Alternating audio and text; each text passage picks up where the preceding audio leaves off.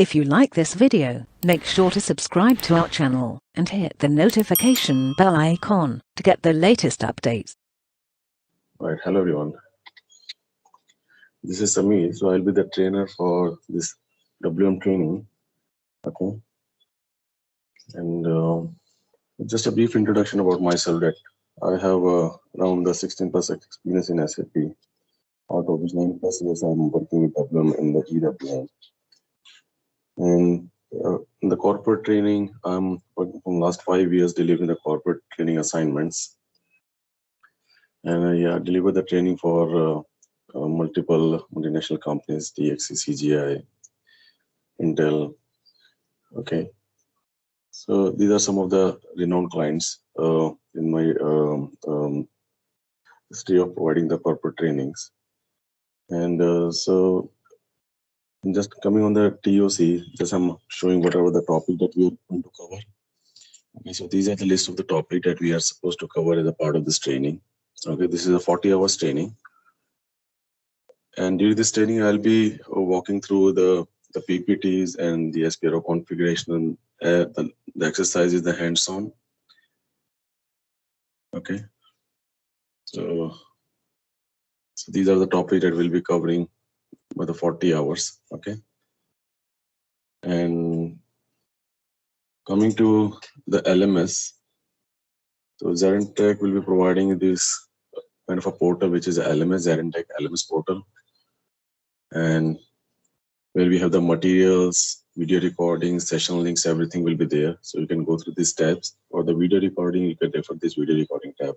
And the PPTs, under the PPTs, you'll also find the exercises or the lab material. Okay, for your hands-on. So the same exercise I'll be walking through during the session. Okay, so here we have the PPT and the exercises in the lab folder. All right. Anything during the training, if you find any question coming in your mind, okay, you can just stop me and you can raise your question here itself, or maybe after the training, or whichever way you want, you can raise your queries or doubts. Okay. All right. Okay. Then let's start.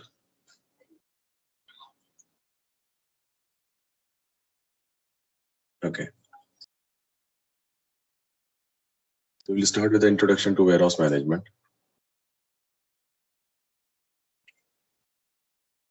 Okay, so whatever the topic agenda we'll be covering is introduction to warehouse management. It is a business benefit using the SAP WM application, warehouse management also referred as a WM. Why we need the warehouse application and logistics execution element and the source. The function of the logistic execution, business process overview, LE integration, which is logistic execution, we call it as a LE integration processes, and the LE warehouse management. So wherever we have the LE WM, these are the SAP logistic execution module, where the WM is a part of that module. Okay, and WM integration with the other system. Okay, this is the agenda in the introduction topic.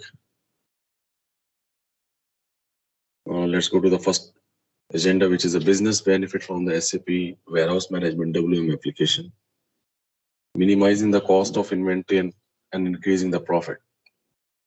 Okay, so when we say the minimizing the cost of inventory, so at this moment we are just comparing WM, the warehouse, with the normal inventory we have in SAP material management module.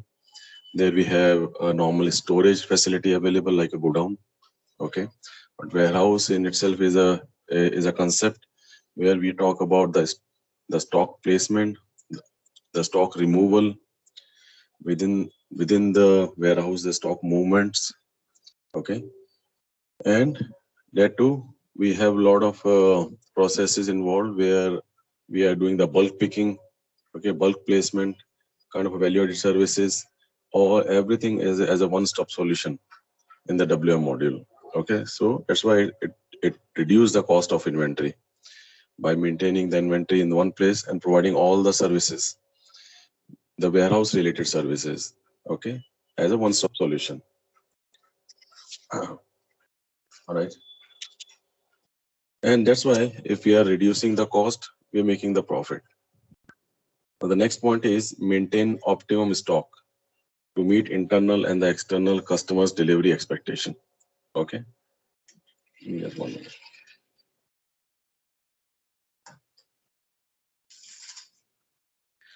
All right.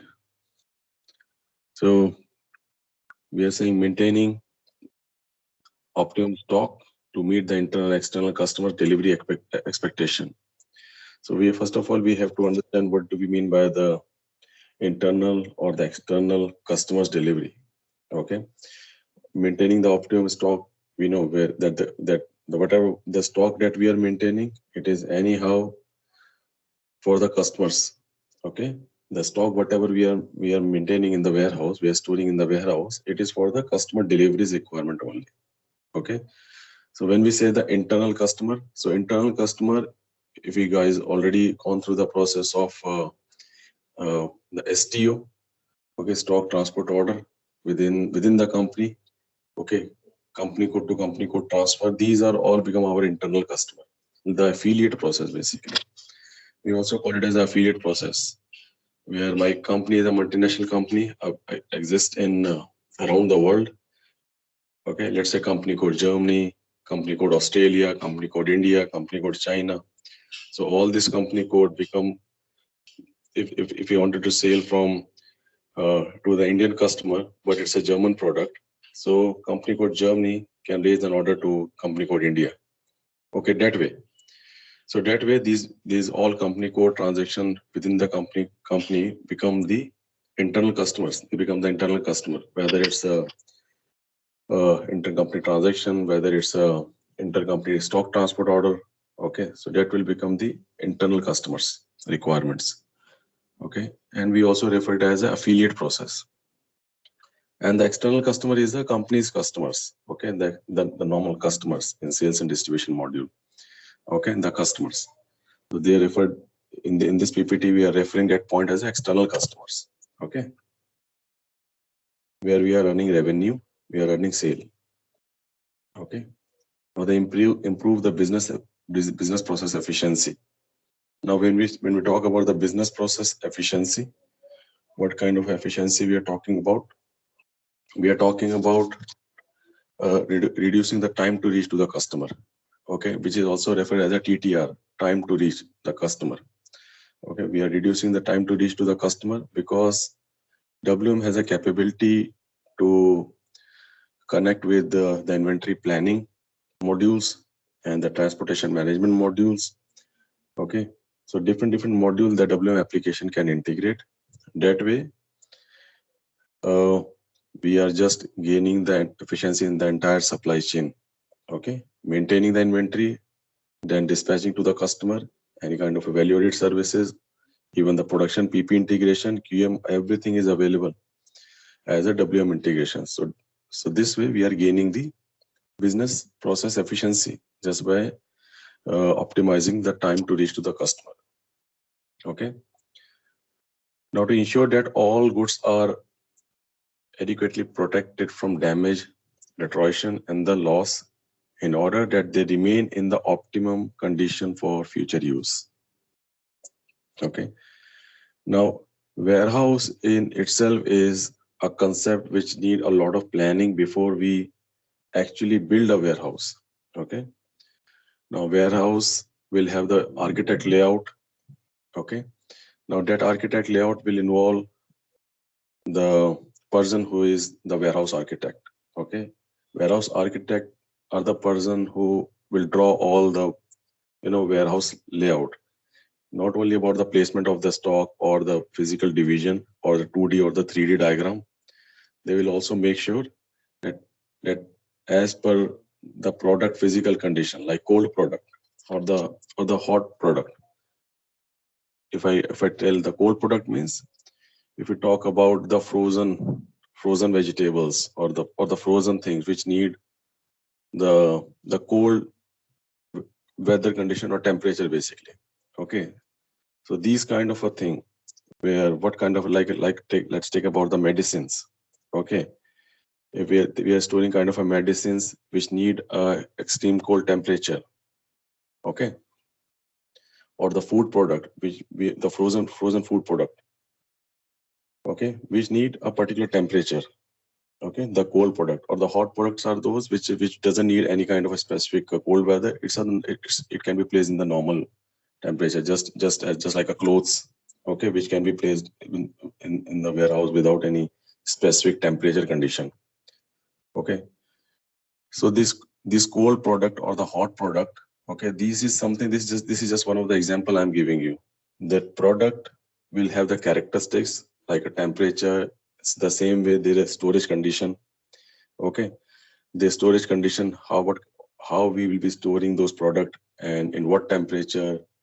Okay, any specific storage conditions are associated with that product, so that will be revisited by the warehouse architect at the beginning before we actually start building the warehouse. Okay, so such kind of a huge planning is required at the beginning stage when we are talking about the warehouse module. Okay, the warehouse in itself. Okay, so warehouse will have all the storage condition already planned while considering the product characteristics, their physical state. It could be a liquid product or the solid product. Okay, it need a particular the color characteristics or the any kind of a storage specific condition, that okay, their temperature. So a lot of characteristics a product may have. Considering all those characteristics, the warehouse layout will be drawn by the warehouse architect. So all of these things will be planned at the beginning. Okay, so that's why it is in this point we are talking about their storage condition. We are storing the goods in such a way that they are least prone to any kind of a damage or deterioration. Okay, and even when we are picking or placing the goods or the pallet, let's say we are placing the huge pallet or the small boxes. Okay, so for which in the warehouse they will be having that kind of a resource, to pick or placing that goods with the proper skills. Okay, now we are talking about a labor, basically the staff who are involved in placement and the picking the goods. So all the labor of the staff will be with that particular kind of experience on picking and the placement. Okay, and any kind of a picking cart or any kind of a picking trolley that they are handling. Okay, so they will be having a good experience in those areas. All right, and that's why I said that planning at the beginning of the warehouse is so good, that we are storing the goods in such a situation that they are least prone to any kind of a damage or the losses. Okay, all right, now hazardous items are safely stored. So hazardous item like an inflammable material, okay, or any kind of a specific gaseous product, gaseous condition, or evaporative product. Okay, so a lot of products are there, specifically in the area of pharmaceutical. Okay, in the pharmaceutical area. Okay, we are talking about the pharmaceutical product. So that area will have a lot of hazardous items. Okay, so warehouse has to be in a such a way planned that all the hazardous items should be their storage, their removal, okay, their placement, and in case if something happened, okay, some kind of a hazardous, let's say we are storing some kind of a gaseous material and that leakage happened.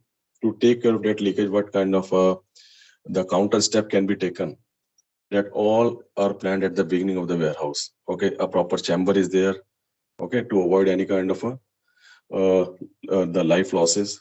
Okay, or the warehouse in itself should be in such a way that we should store these inflammable or the flammable material in such a way that it do not harm any kind of a, it do not or we can say that reducing the losses. Okay, reducing the losses in the warehouse and do not harm any kind of a life of the staff who are working. So those things are planned at the beginning. When we are talking about the warehouse layout, we still do not have the warehouse as a building. These all thing what we are talking about, the business benefit, these all thing will business benefits is more on the planning, and this planning will be done by the WM architect. Okay. Okay. And then once we have that, they have built the warehouse management, they have built the warehouse, and after that the softwares will come. The SAP software is itself will come at very later stage when we already have the warehouse, the everything is set up, inbound outbound process starting. Now we need an automation. For that we need an ERP. Okay. But ERP is something, the converting their process or mapping their business process as per the SAP solutions, okay, or the other non-SAP ERP solutions. Okay. But again, we are just mapping those ERP processes. But any kind of a business benefit, etc., we need, that will be that will be planned right at the beginning of the warehouse. Okay. All right. Now, to ensure that the stock are used in rotation. Okay, that stock are used in rotation. So when we talk about the stock are used in rotation, it means we are talking about the serial number and the batch number. Okay, so whatever as per the stock removal strategy, we can make a strategy this way, that whatever we have to remove first, like a FIFO strategy or the LIFO, how we want to plan the removal of the stock. Okay, obviously we want whatever the products are getting expired first, we should be removing from the warehouse first. Okay, so it will be like last in first out. Okay, these kind of basically this FIFO, LIFO will discuss in detail. So I'm just giving an example. The rotation, etc., is about the batch number or the serial number or the self expiration life of the product. Okay, so that the product, whichever the product is coming in the warehouse, how we should remove those products from the warehouse. Okay, how we'll be dispatching those products from the warehouse based on some their expiry date, okay, or some kind of a batch number or the serial number. That kind of a mechanism is there in the warehouse. Okay, so that we are referring as a stock or use in the rotation. Okay.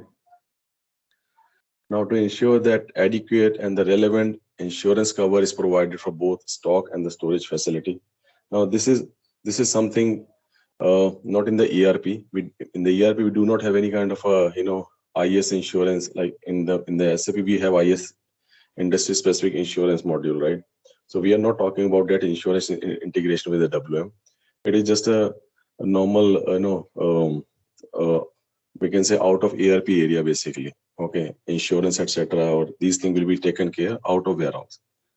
Okay, or we can say out of ERP. We know that insurance claim, just like a normal insurance, like we have the health insurance, car insurance, these things will be is pointing out that point. Okay, then the warehouse, the stocks, and a lot of things are already insured. Okay,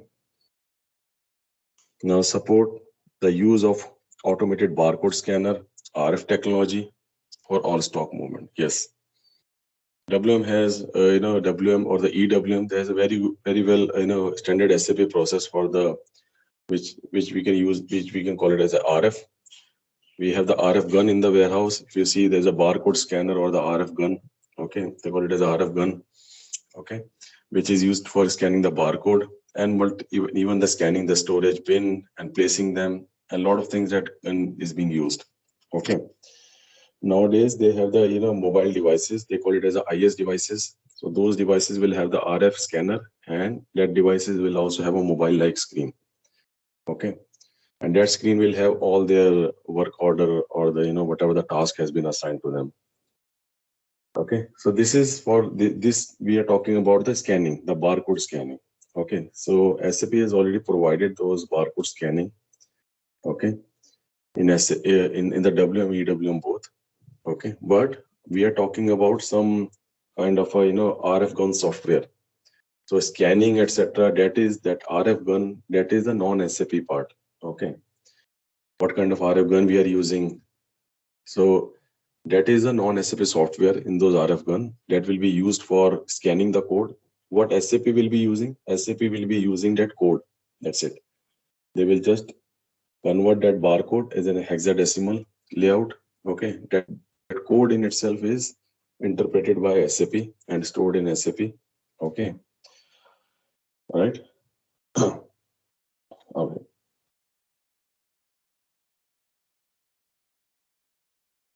Please let me know if any questions are there. Okay. Although we are just the beginning stage, we are just discussing the introduction.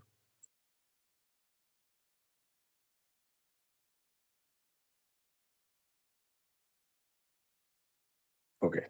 Give me just 1 minute. Huh?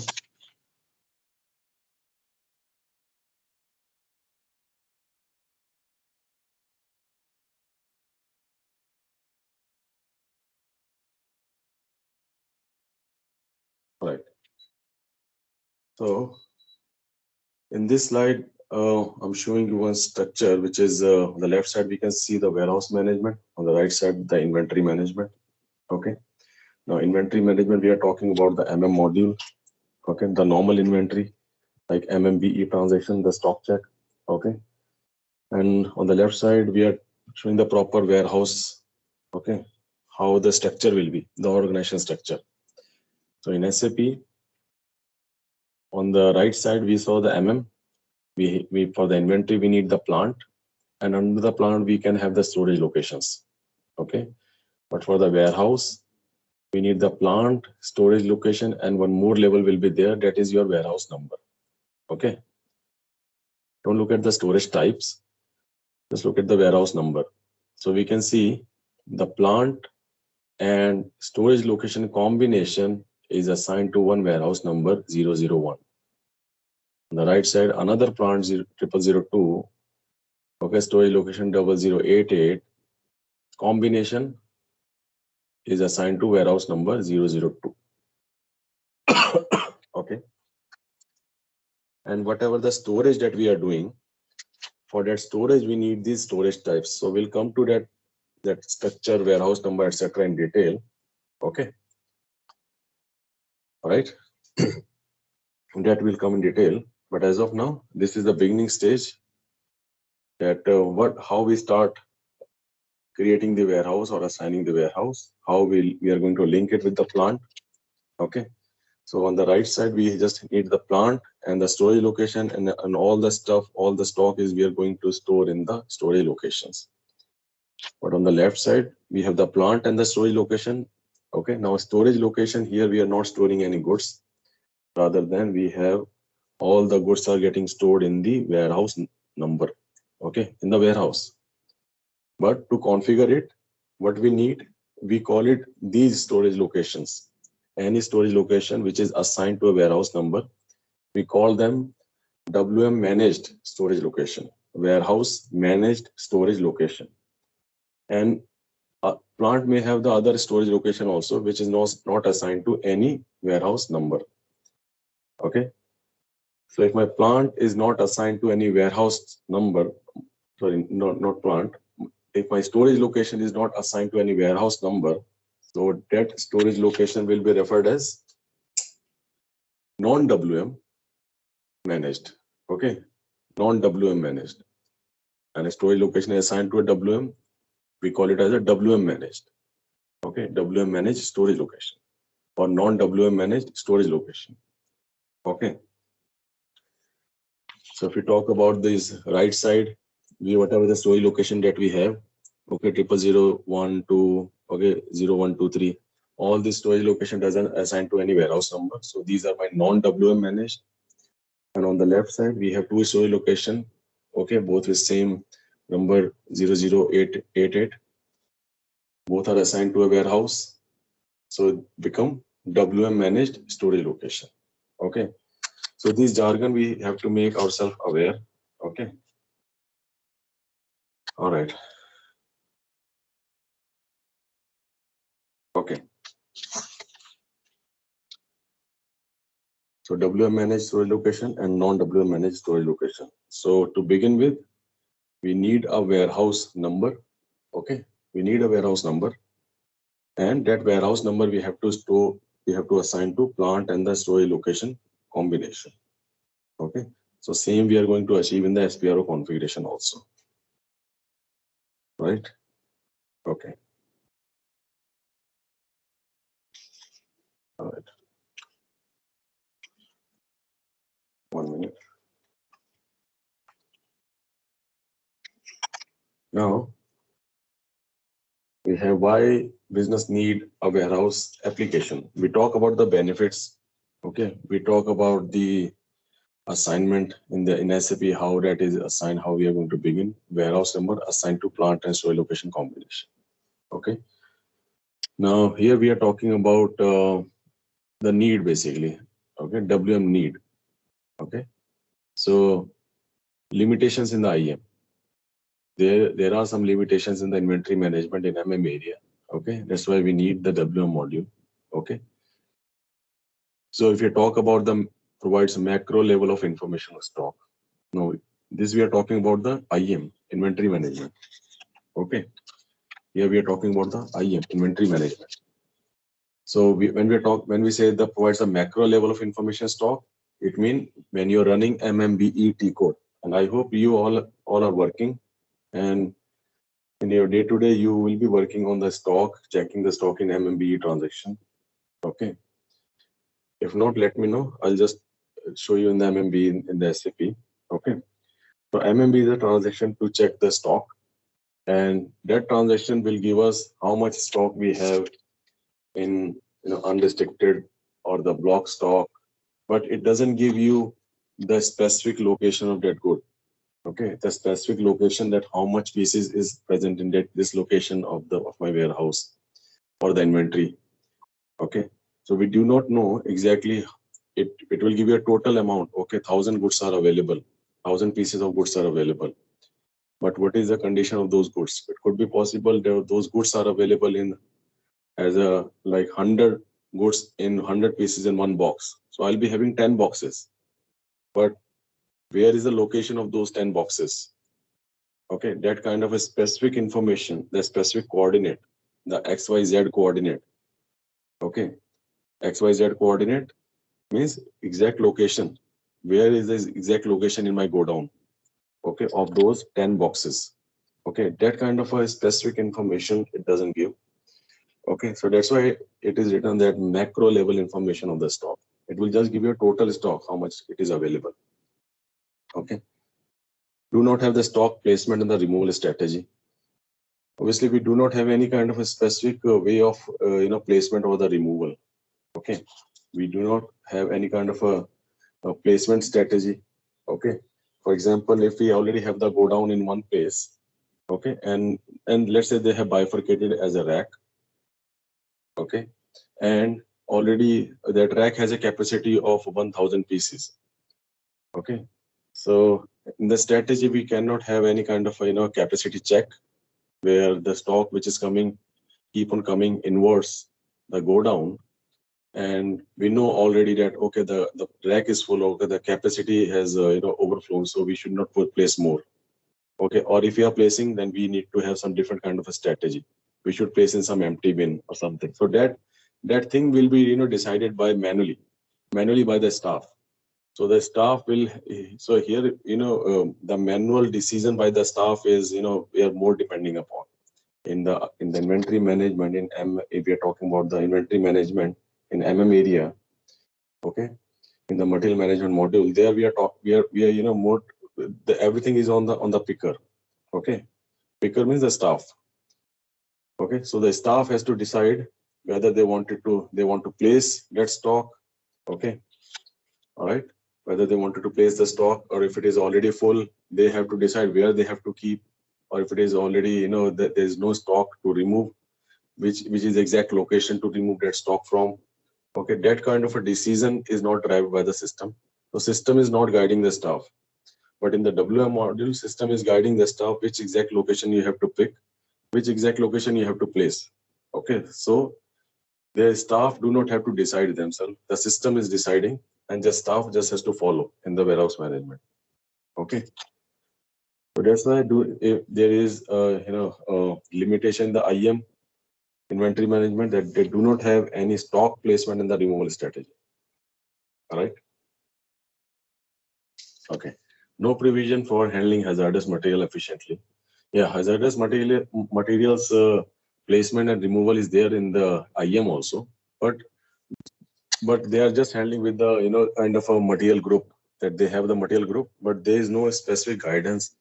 Okay, there is no proper based on the characteristic, we cannot drive anything in the IM module. Okay, as I said at the first point, it is giving the macro level of information of the stock. Okay, so it will just count the stock, okay, in terms of pieces or the kgs, okay, as per the unit of measure, but it will not give any kind of specific. We cannot implement any kind of specific instruction to the staff. So everything it depends on the staff. Then the staff has to manually decide that it is a hazardous material, okay, which they have to place and following what kind of a specific condition. So it is more on the staff then. Okay, system doesn't have any kind of involvement there. Okay, but in the WM module, to handle those hazardous material, we have a specific process, and staff just has to follow that process. Okay. All right. So it means any staff where they're working with the IM module, there the staff training, they have to spend more on the staff training basically. Okay. So day by day, the staff will be, making themselves aware of what kind of a decision, more and more decision is made by the staff in the IM module. Okay. So they have to spend more on the training the staff, and moreover the staff will also have to gain the experience by working there over the period of time. They will be expert. Okay, so this is the limitation of IM. Okay, so they have to spend more and more on the staff, so that the staff will be capable of doing everything there and deciding, following the decision. Okay, because they do not have any system to guide. Okay, but in the WM module we have the system to decide everything. So staff do not have to be trained upon, okay, because they do not have to decide anything. So staff just has to follow the system instruction. Okay, right? Okay. Now, lack of process automation facility for the procurement distribution.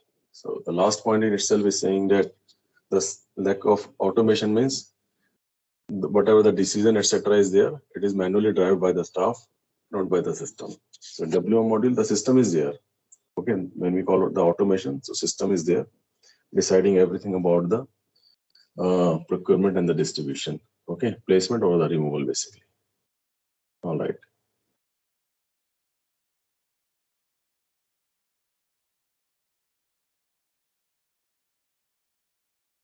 Okay. Now, this is a structure how we have in SAP. In SAP, you have the logistic execution module. Okay. And this module is divided into warehouse management, which is one part, then the shipping, which is another part, and the transportation, which is the third part. Okay. And this transportation or shipping, we must have primarily seen integrating with the SD module, the sales and distribution module, for the outbound shipping and the transportation, the deliveries, outbound deliveries, and the outbound shipments. Okay. And material management is seen with integrating with the warehouse. But although the material management can also integrate with the transportation, because it also need the inbound shipment or the inbound deliveries. Okay. So basically in this slide, there is some kind of correction is needed, which is SD module can integrate with all three: warehouse, shipping, and transportation. also warehouse, shipping, and transportation, because we are talking about as an inward, SD as an outward movement of the stock. Okay. Okay. Is as an inbound delivery, SD as the outbound delivery.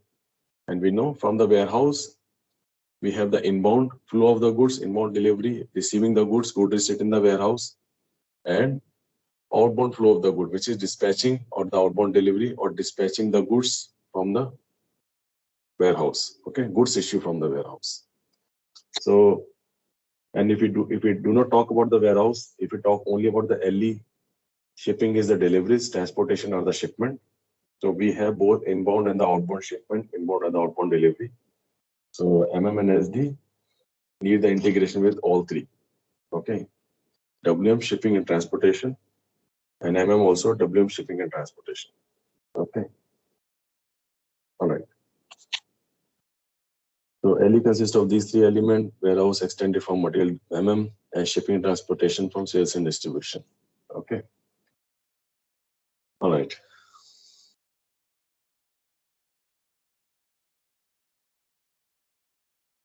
Now, function of logistics execution.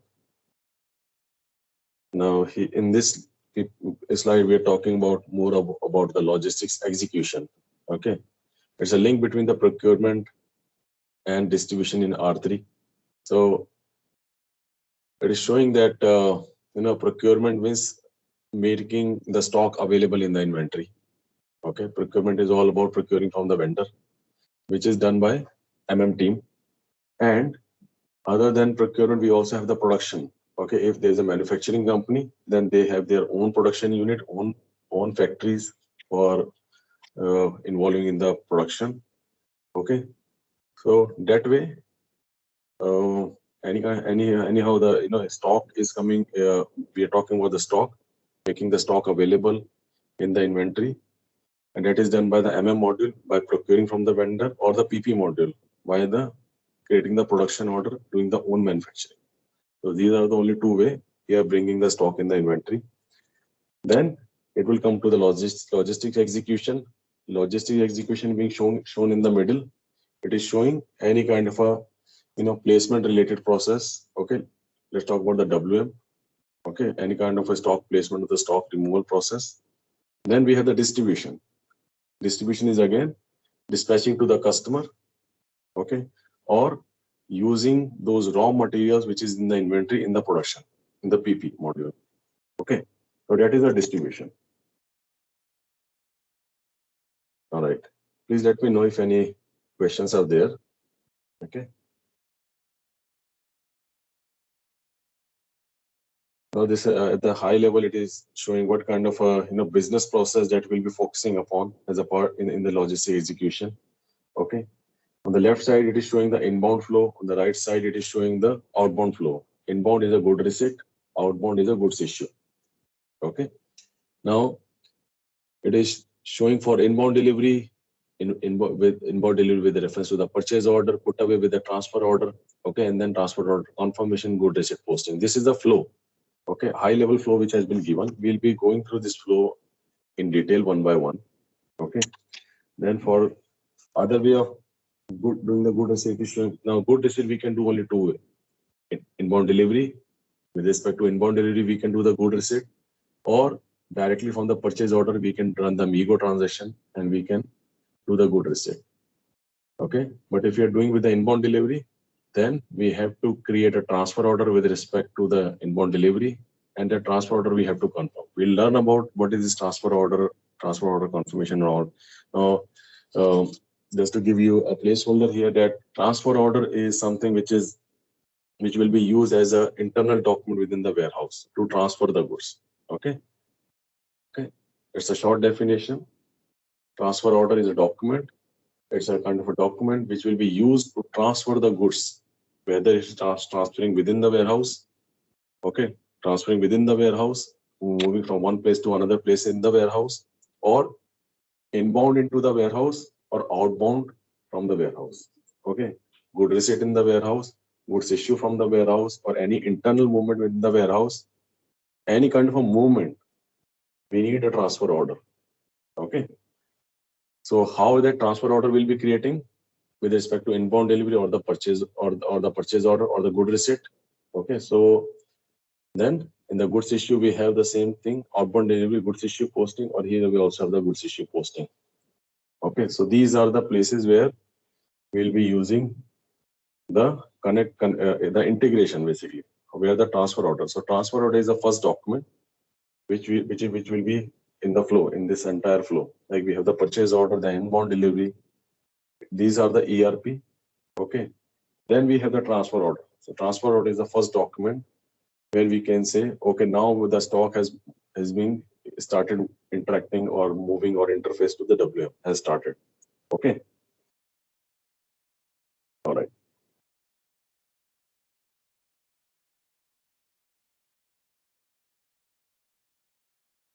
Now, LE overview integration processes.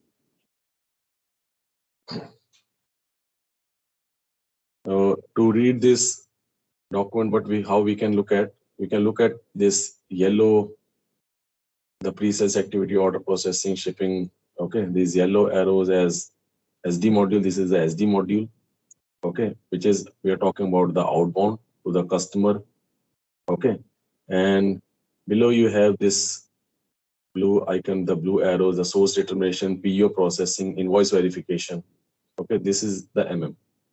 Okay, so and they are integrating with the LE module, goods issue, and the good receipt. So this LE module is showing only IM, inventory management. So, but the same process is okay. The same diagram within the LE, instead of IM, we can keep WM also. Okay, so here it is showing the lot of processes are there. Okay, and what place we are interacting with the logistic execution at the shipping level. Okay, the goods issue or the good receipt level. Good receipt could be PO or the inbound delivery. So these are the two levels we have to understand: good receipt and the goods issue. Okay, good receipt will increase the stock. Goods issue will reduce the stock in the inventory. Okay, so obviously we have the WM module. So now the same thing will go to the warehouse also. Good receipt will interact with the WM to increase the stock in WM, and goods issue will be reducing the stock in WM area, right? Okay, rest it is just making the entire process till the debtor and the creditor here.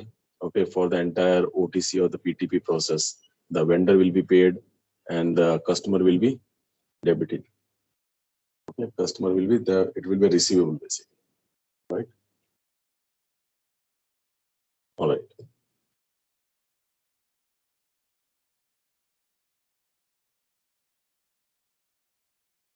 Now, on the high level, I already told that LE warehouse management, what all things will be covering in the LE warehouse management when we talk about the bin management. The bin management is where is the exact location of my goods. Okay, the bin is a concept which is for breaking this warehouse into number of dots. Okay, number of coordinates. So those all coordinates are my bin. So those coordinates, my x, y, z coordinate, like how we read in the mathematics, x coordinate, y coordinate, and the z coordinate. So bin is also that kind of a coordinate only, x, y, z coordinate. So my warehouse in itself is we are breaking the warehouse in the physical space in the coordinates, so that I can have the exact location of the goods that I'm looking for. Okay, bin management. Then the next piece we'll be covering is the movement, as we had just have a look at the previous slide, which is inbound movement, outbound movement, or within the warehouse movement. So all those areas. Planning and monitoring. Okay, now we are talking about the reports and the stock check reports. Okay, or the physical inventory planning and the reporting will cover that part. RF, I think in this TOC we are not covering RF. Okay, but still I'll see if we can cover as an overview. Then warehouse control.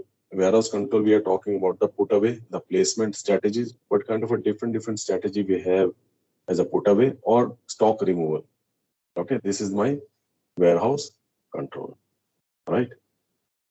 Okay, warehouse control in itself is a kind of a WM module which is driving all the automation, all the decision for the staff. So staff just has to follow that transfer order. Okay, all right. Now, WM integration with the other system. When we talk about other system, we are talking about other modules. Okay, WM can integrate with PP, WM can integrate with SD module, okay, MM module, and QM, quality management, quality assurance. Okay, WM, and we can also integrate, although the EWM is the module from the SAP, which is very well integrated with the transportation management module and the GTS module. Okay, the global trade services module also. Okay, right, and the EWM module is also integrated with the human resource for the staff performance. Why we are integrating the WM with the human resource? You might have heard about this term, labor management. Okay, labor management. Labor management is whatever the staff working in the warehouse, how we can optimize their available time basically in the warehouse and their performance basically. We can check how many staff are there and how they are working. Okay, how many time of utilization that they have, like how we if we allocate it to the project, some kind of IT projects, then they will check all the utilization, okay, for the billing or the performance perspective. So that kind of a utilization in the warehouse, that okay, that functionality is called the labor management, and that there we need an integration with the HR. Okay, so that because HR, we know HR, we have all the employees data, the staff data, and it is a feed which will go from WM with the utilization time that will go to the HR. That utilization time will be utilized by the HR module for driving the performance.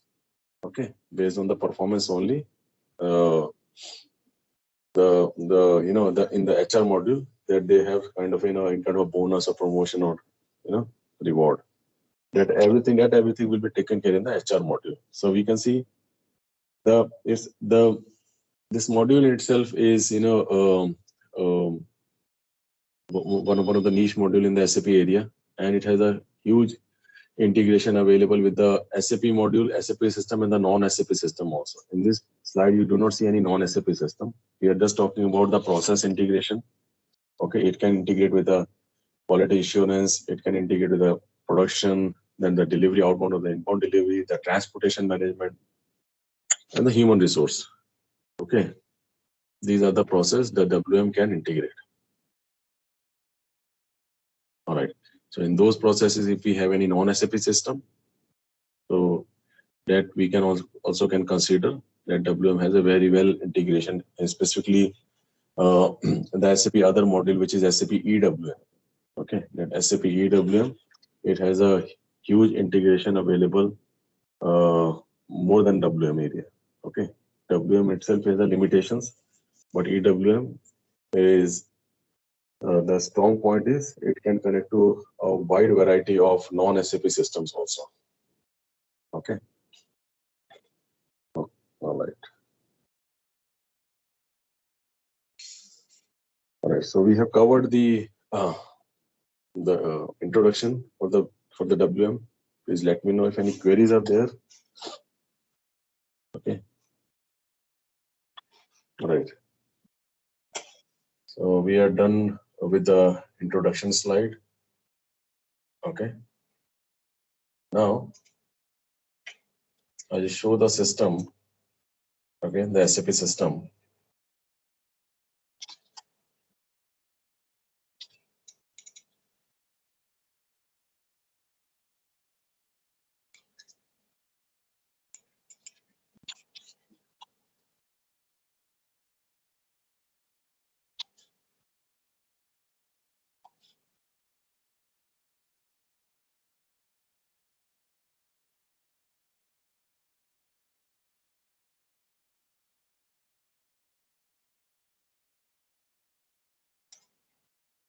Okay.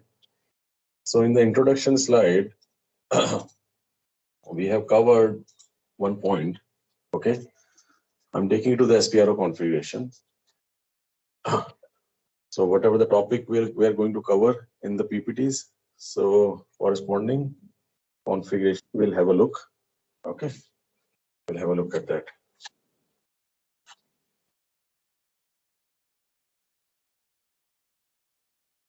Okay. All right. So in the slide we have seen one slide where we are talking about plant and the storage location combination assigned to the warehouse. So if you come to the enterprise structure and we come to the definition, and so WM is a part of logistics execution.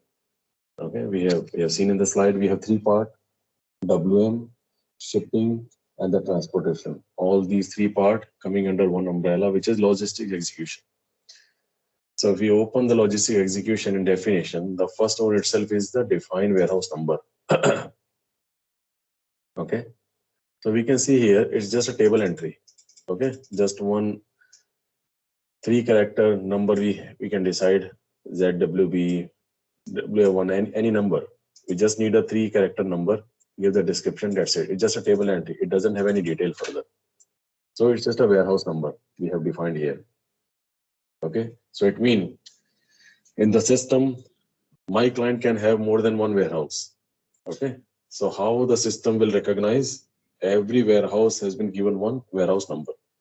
Okay, every warehouse been given one warehouse number. This is how the system will identify at which warehouse number we are talking about. Okay, which warehouse number we are talking about. All right.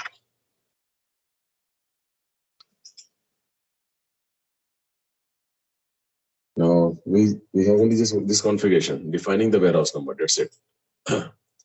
Now after defining, we'll come to the assignment tab. Okay. And under the assignment tab, we'll again come to the logistic execution. Open this, the first node. So whatever the warehouse number that we have defined in the definition folder, now we are coming to assign that warehouse number to plant and storage location combination.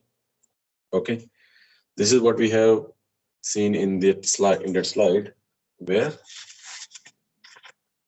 we have observed that the warehouse number is assigned to plant and the storage location combination. It means we should, from if we are the WM consultant and we are starting from the warehouse number. Okay, as a WM consultant, we are starting directly from the warehouse number. Okay, and if we are starting from the warehouse number, it means we need to assign that warehouse number to plant and storage location combination.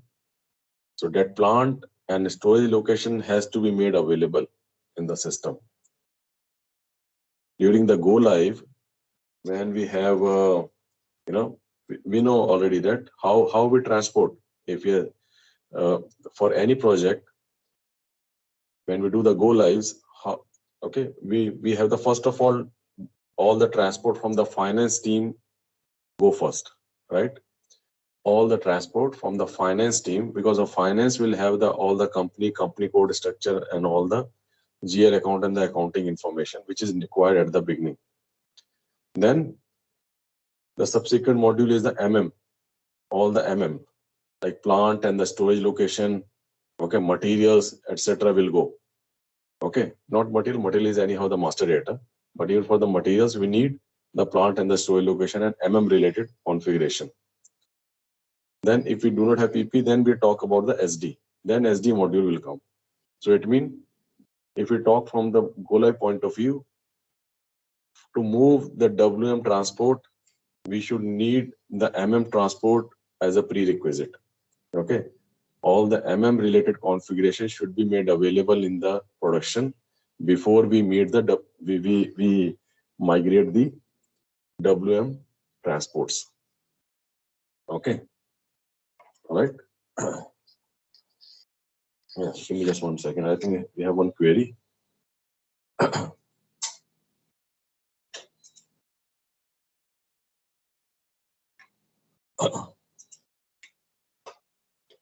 Recordings, huh? All right. So previous class, when this is the first class. Okay, so and recording will be there in the LMS. Okay, so you'll find that recording in the LMS folder in the recording tab. All right.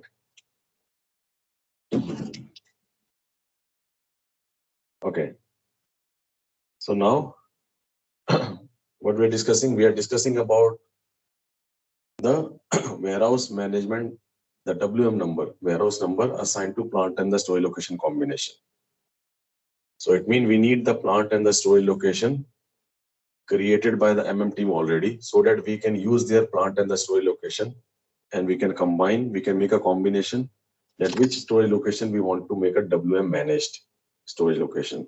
So that particular storage location, we will assign the warehouse number, plant and the storage location combination. We'll assign the warehouse number, WM number. Okay. So MM transport has to be moved first. Okay, MM transport has to be moved first. Okay. Before we start the WM transport in the production. So we will discuss about, we'll take any warehouse number and we'll have a look.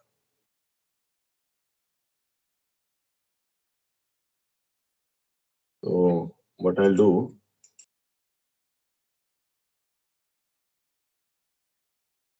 in the logistic execution, I will define one warehouse number.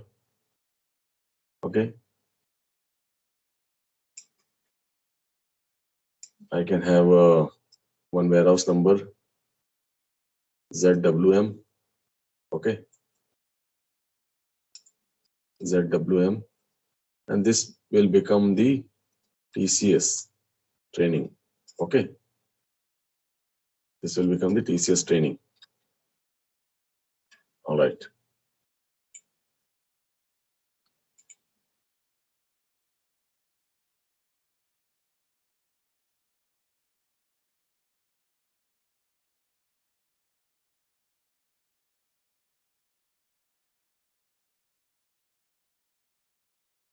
Now this warehouse number, I'm going to assign. Right.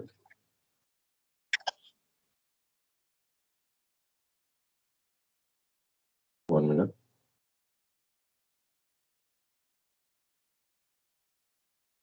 Right.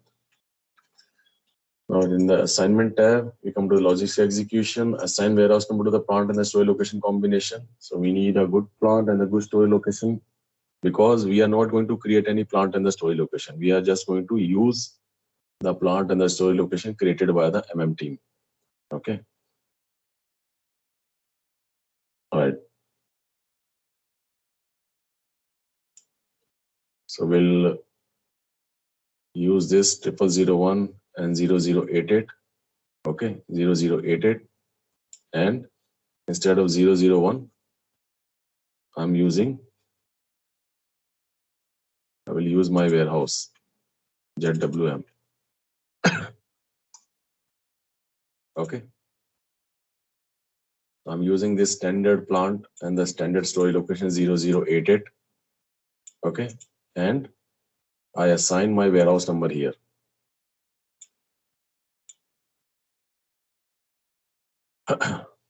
Okay. This is done. This is what we have discussed as a part of introduction. Only that much configuration we are covering in the configuration in the introduction session. Okay. Let's go ahead and let's have a look at the further topic like structure, master data, etc. Warehouse structure.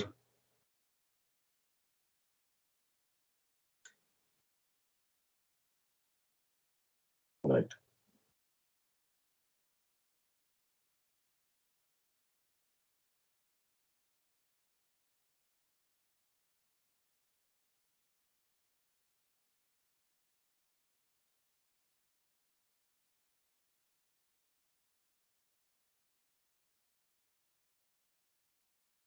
All right.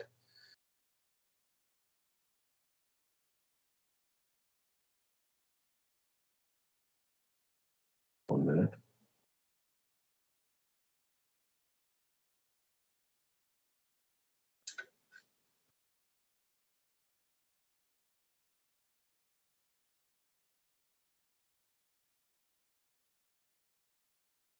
All right.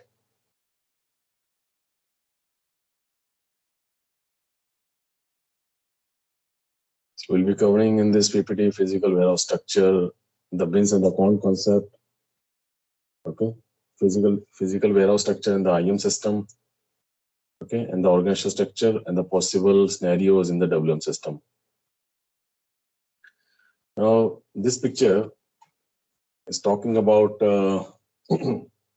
if you have a look here, then the good receipt and the goods issue. Okay. And there is something which is given as on the right side, high rack storage, bulk storage, and the fixed bin area. Okay. So first of all, we have to understand what kind of so these are the different way of storing the goods in the warehouse. We can store in the high rack. We can store as a bulk storage. and we can store as a fixed bin area. Okay. So we have to understand first of all what is the high rack storage. So high rack storage is like a racks. Okay. In the warehouse, you will be having high racks. Okay. If you can just understand as an analogy, if you are going to some kind of retail, like we have in the, like we have Big Bazaar or D Mart or kind of a mart we have. If you're going to the mart, okay, one stop retail solution.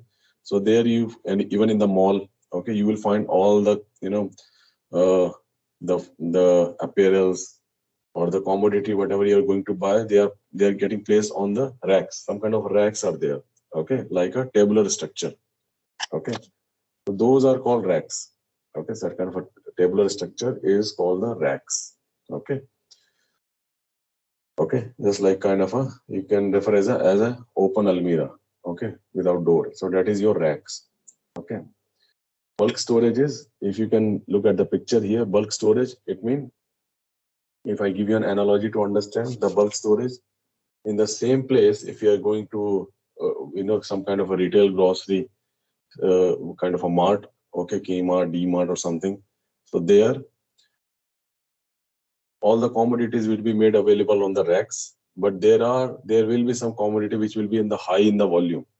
Okay, for example, if you are going to buy rice, that's a 20 kg bag of rice. Okay, so that you will not find on the rack. Okay, so there will be one area, okay, there will be one area where all the huge volume or the heavyweight items will be placed one above the another or somewhere nearby. Okay, so that is called the bulk storage. That there is no proper random order to place those goods. Okay, which is which is in the high volume or the high weight. Okay, I give you an example of 20 kg rice box. Okay, similarly you can just think about the oil. Generally you have the 1 liter of oil on the racks available. You can simply pick from there and bill it. But if you talk about, if you are going to look at the 50 liter of can of that, so that you will not find on the racks. Okay, there will be a place in that retail where you will find an area where all the high volume or the heavyweight things are kept without any random. It will be kept randomly without any sequence or the proper order. Okay, that is called your bulk storage. All right. Bulk storage. And why we need the bulk storage? To place the high volume, okay, to place the high volume or the heavyweight objects to be kept in one place, and that too without any proper sequence and the order, randomly placed. This is called the bulk storage. All right. Okay. Then you have here is a fixed bin area. Fixed bin is also like a high rack only. Okay, but here the racks is fixed basically. In the racks you have the further division, right? In the racks you will have a further division, like a section. Okay, like one section. Okay, one section you will finding all the perfumes are there. Another section you will have all the grocery items. This way the sections are divided. Okay, so the fixed bin is a rack only, but here the goods are being fixed. That this particular block or this particular section is fixed for this goods. Let's say material M1. Then another section is fixed for material M2. Another section material M3. So this is called the fixed bin concept. That's it. So it means, okay, give me just 1 minute. Okay, give me just 1 minute. Huh?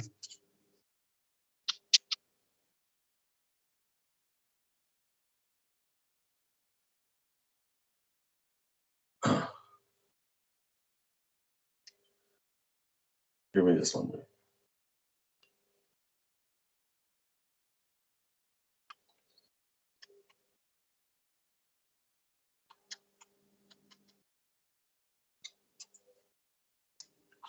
Okay.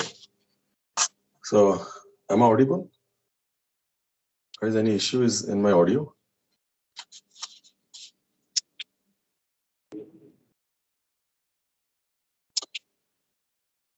Anyone? Hello. Yes, you are audible. I'm audible, right? Yeah, you are audible. Yes. Okay, all right. Yeah. Okay. So yeah, some was talking Hi, about. sorry to interrupt. This is Jivika from ZaranTech Tech Support Team. Yeah. This is to inform that everyone should fill the feedback form, trainer feedback form. It's a mandatory thing. Entity type. So I just sent with reference to the Hello, so if anyone not able to create, am I audible to everyone? Yeah, you are audible. so issue. Okay, everyone should fill the feedback form. It's a mandatory thing. Thank you. Yeah, sure. All right. So yeah, we are talking about the high rack bulk and the fixed pin storage. Okay. Now I'll just open one Excel sheet also in parallel to make that concept clear.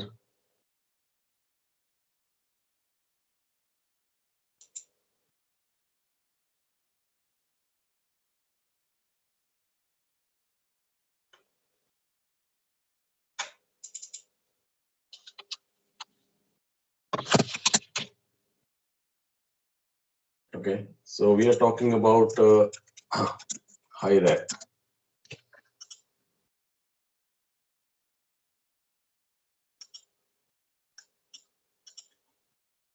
High rack.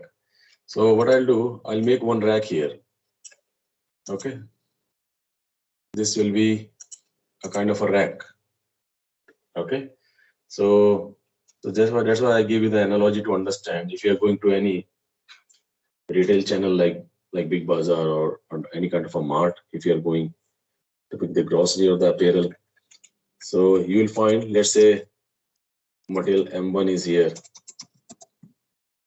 Okay. Then another material M2 is here. Okay. Another material M3 is here, like this. So this is called the high rack. Okay.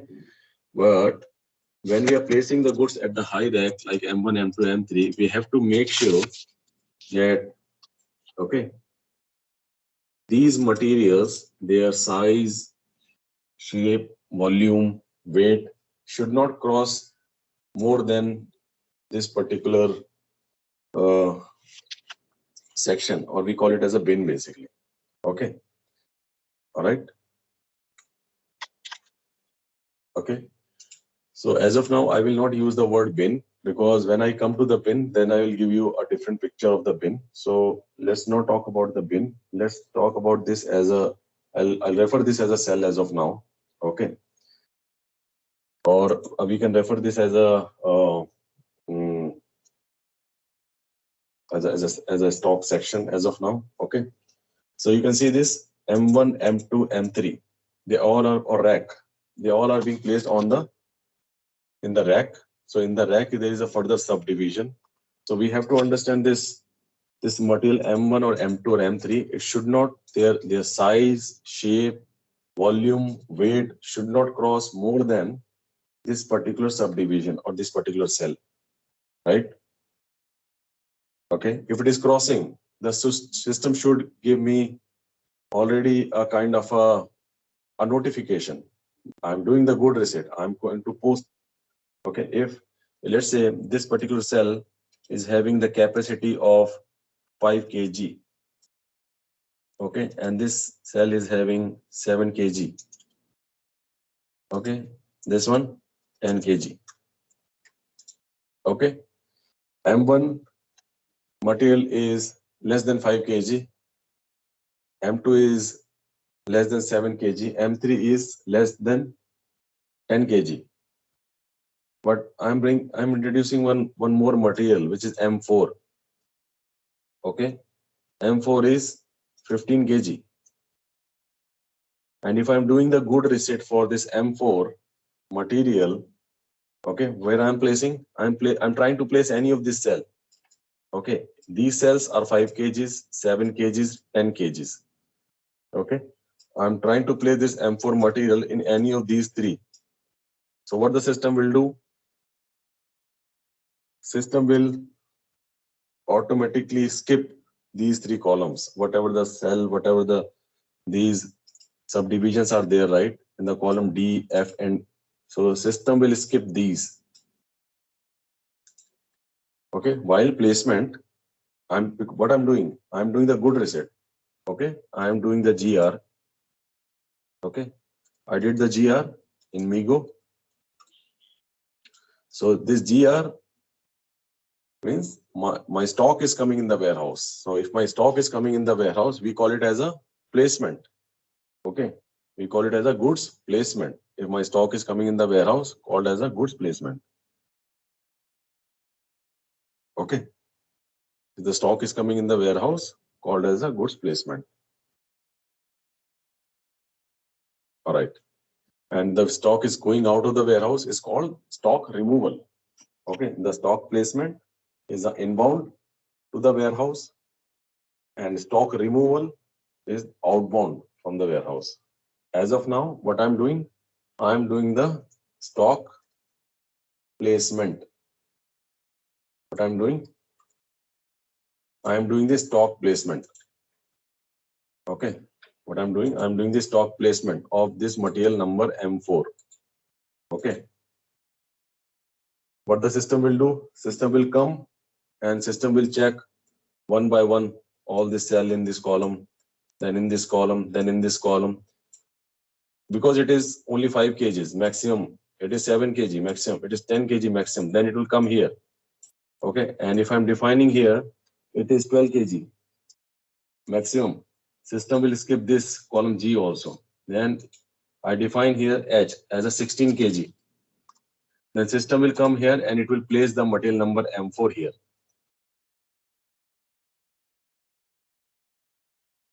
So such kind of automation.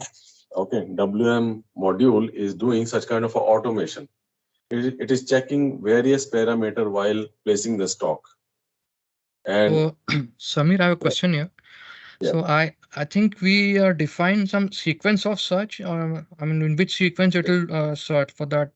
For example, M4 will search in M1 first, M2. Is it something like that, or it will search randomly? Right. It will. This search. This is called the strategy. Okay. This is called put away strategies. All right. And we make this put away strategy so that the system will navigate like column D first, then E first, then F first. This is called the put away strategy. Okay. All right. Okay. So there will be some order in which the sequence will search. Exactly. It will follow the sequence of the bin. Okay.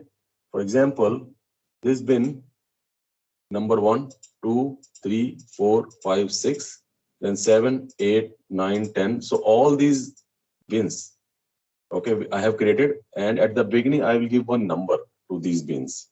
Okay. So system will follow that number only. 1, 2, 3, 4, 5, 6, then 7, 8, 9, 10. So it's up to us. If you want to give the number like this is 1, 2, 3, 4, 5, 6, then system will navigate this way. Okay. Okay. So in my example, I'm considering this one. Okay. Then I'm just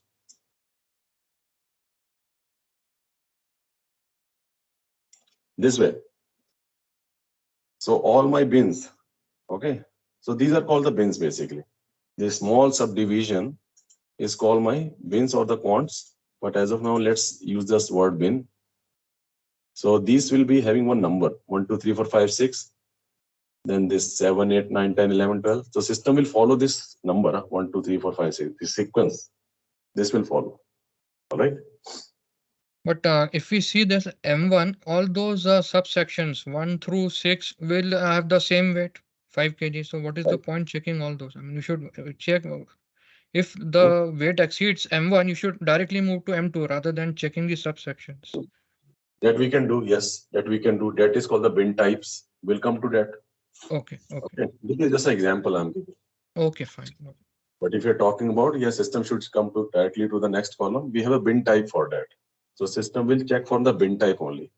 Okay, all this bin type from 1 to 6 is having one bin type, and bin type is for checking weight, volume, etc. For that requirement only we have the bin type. If that is not fitting, it will go to the next bin type. then third bin type, then it will go to the bins. Okay. All right. So now I gave this example. I'm not discussing any kind of strategy. We'll come to the strategy later. Currently, I'm just giving you a picture that what is a rack. So these are the racks. Okay, these are the racks placement, high rack. Now we'll use these pictures later when we talk about the strategy and all. Now the bulk storage. Okay, we are talking about there is no proper random order in the bulk storage. Bulk storage will also have a bin 1, 2, 3, 4, 5, 6. We can, or we can have only one bin. Okay, in the bulk storage. Okay, you can see this kind of picture. Okay, all the drums which is on the high weight. Okay, you can see this as one of the example of bulk storage.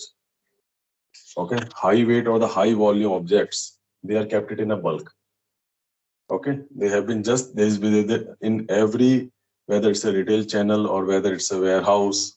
Okay, every place will have a such kind of an area where these heavy objects or the high volume things which can't be placed on the rack. Okay, like I gave you example, right? I gave you example. These are the racks. Okay, but let's say we have one of the material M5 which is 2000 kg. Obviously, this such kind of a heavy weight or the high volume object we can't place on the rack. So for such objects, we need another storage that we refer as a bulk storage. Okay, even if you go to any of the mart, you just observe if you want to buy not 5 kg or 10 kg rice, you wanted to buy 25 kg or 50 kg rice or then a 50. So that will be placed in some other place, one over the other, just like this, how the drum is being positioned. Okay, so that is a common area. In that area, all the stock will be piled up. So that is called the bulk storage. Okay. Now coming to the another storage, which is called the fixed bin. As per this diagram, there is another area which is fixed bin area. All right, fixed bin area. Now, if we come to this fixed bin area in this example, now fixed bin is also like a rack only. Okay, fixed bin is also like a rack. But in the fixed bin, what we'll do that, for example, we are using fixed bin. So as I told you, fixed bin is also like a high rack. But what is the difference? Difference is that, for example, if these particular bins, okay, I'm making a different color. Okay, these red bins is always for the material M1. Okay, and these 3 bins, this is always for material M2. Okay, this is for some other material, and these bins are always from the material number M3. Okay, now we see. Okay, now what I'm doing, let's say these all bins are full. Okay, these all bins are full, and I have one more M1. One more M1 material is coming.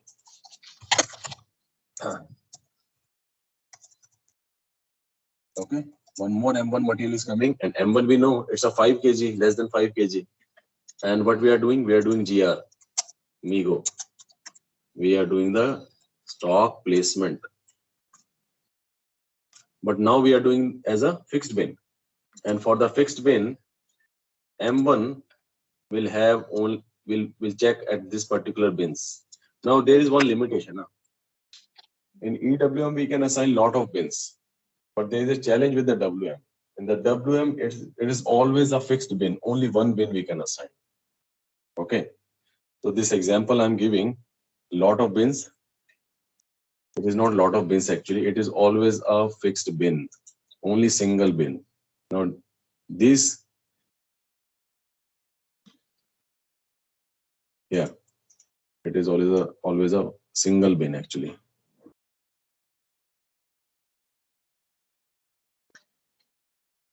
Single bin.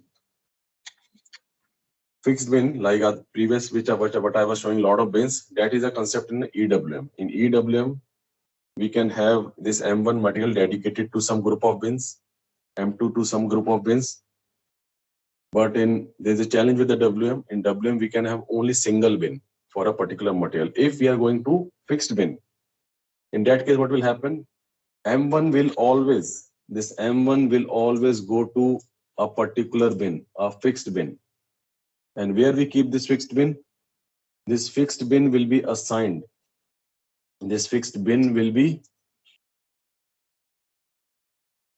where we are going to assign this fixed bin in the material master in your MM03, MM01. Okay.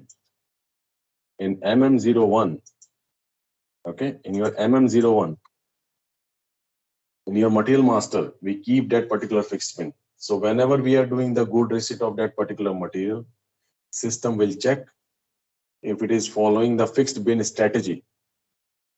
Then it will go to the MM03 and check that fixed bin. And it will directly take that material to that particular fixed bin. It means whenever we are doing M1, M1 will directly come here on this red bin always. Okay, it will not follow any random order. Okay, even if I just cut this and paste here. Okay, so in that case, the M1 will not follow this 1, 2, 3, 4, 5, 6 directly. Okay, it will not follow this sequence. It will directly jump to the bin number 5. Okay, why? Because this bin is coming from MM01 and it's a fixed bin concept. It means placement of material. If you wanted to make it on a particular bin, okay, particular bin, you always wanted to placement of that particular material to a specific bin always. And this is called the fixed bin concept. Okay, but it is like a rack only. Okay, if we talk about the storage facility, it is just a rack, but the only logical concept. So in that case, my bin will be having a kind of a capacity. Okay, if M1 material is having 1 kg, okay, let's say my M1 material is not 5 kg, it is just 1 kg. And we are doing the good receipt of 1 piece. Okay, then we still have a capacity of 4 pieces, 4 kg. Then 1 more kg. So the 2 kg and we still have a capacity of 3 kg left. Once we full the capacity, once we have 5 kg of M1 available, okay. If we have the M1, we have done the 5 good receipt of 1 kg each. 5 good receipt, 1 kg each for material number M1.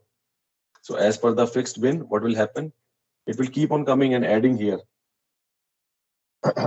So when it is full, now the question is, suppose it is full and I have another kg of M1 material is coming, where the system will place?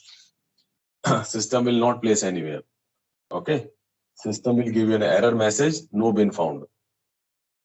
Okay, system will give you the error message, no bin found. Why? Because it's a fixed bin, and as per the fixed bin, this particular material is supposed to be stored on that particular bin, and if that bin is full, it crossed the capacity, then system will give the error message, no bin found.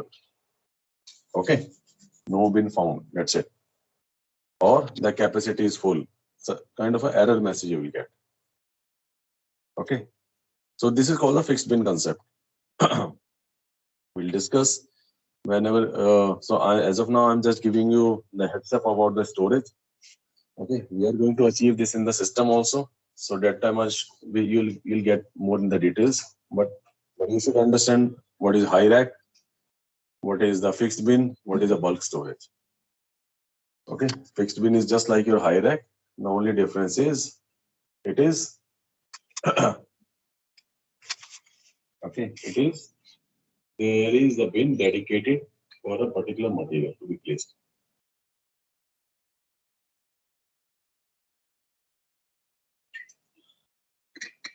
All right.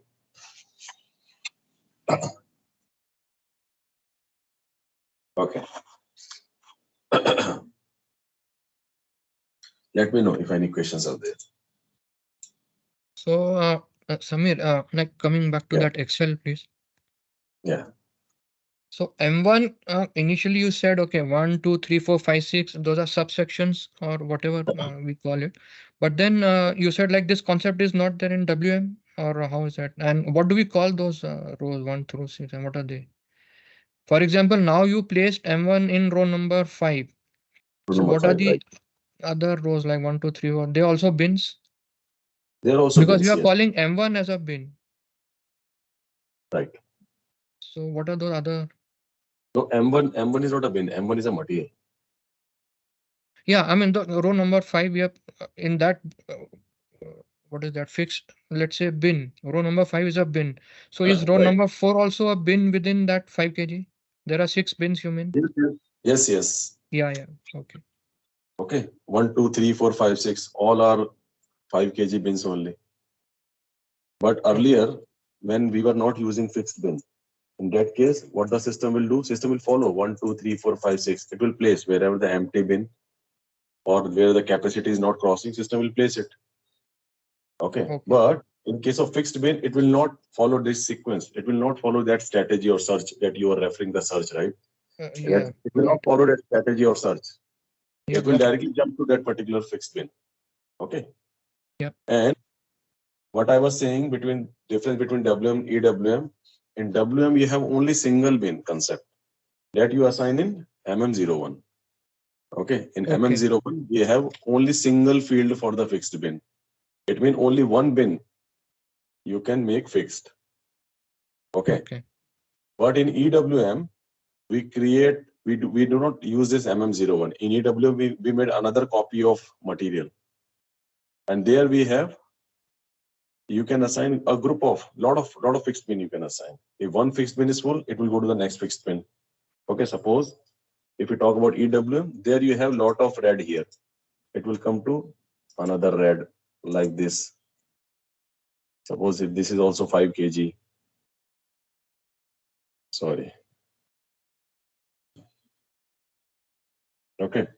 So you got the concept, right? In the EWM, in EWM you have multiple basically. Multiple bins you can make fixed. But in WM you have always a single bin you can make fixed. Okay, that is a problem.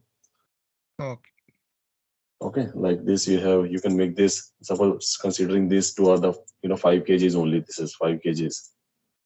Okay. So at least now you have three fixed bin. If your 5 number is full, it can come to the column number I. There are another 2 fixed bin available. But this design is available in EWM, where you have multiple fixed bin. In WM, you have always a single fixed bin or a particular rack. Okay. Now, okay. All right. Okay, I had one more question.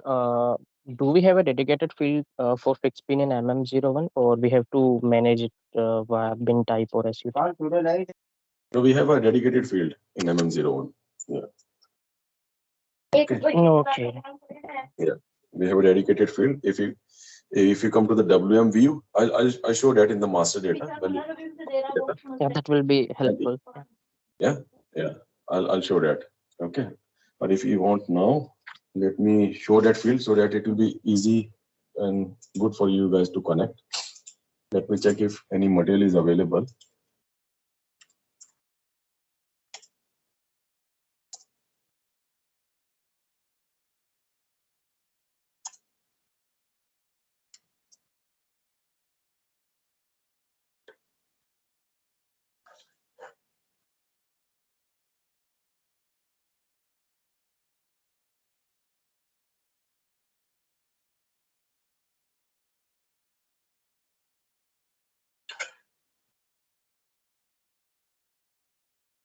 Not available, no problem.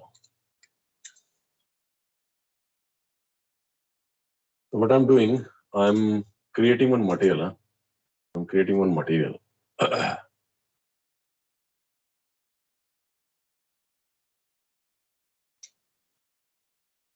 And I'll take basic data. As of now, I'm not making the complete.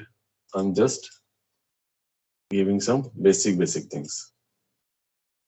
Okay, our plant is 0001, and our warehouse number is that we have created is ZWM for TCS training.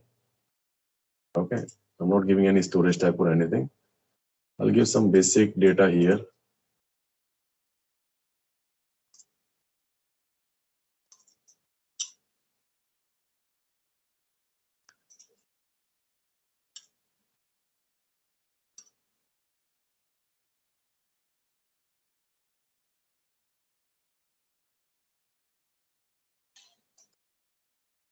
Okay. That field is there in this, but I think I have to give storage type also. Let me check if it is taking storage type. Now, can you see this storage bin? This one. Yeah, got it. Okay, if you press F1, then you can see defines bin. Okay, defines the bin which material in the storage type is to be placed. Okay, so this will be this particular bin is, you can see it identify the exact location where the goods will be stored. All right, so this is your fixed bin. This field, this particular bin will become your fixed bin. Okay. Okay. All right. And this storage type that you see, right, which I've selected 001. This is your rack number 1. Rack number 1. Okay. Similarly, the same material. Okay, so I'll extend this example for the further discussion. For example, you have this rack. Okay. Now I am in the same warehouse. I have another rack also. This is second rack, and this is third rack. Okay. These racks or the bulk storage is called storage type. Okay. Now let's see, these rack number or the storage type is 0001. Okay. This is rack number or the storage number is 0002. Hello, Samir. Yeah, please go ahead. Cannot see your screen. Are you on? You can see your SAP screen. If you're sharing Excel, then I think Excel is not shared. Is it for everyone? I'm sharing the Excel sheet right now. You can see you're in Excel right now, and you're entering 001, 002. Yeah, right. I just entered 001, 0002.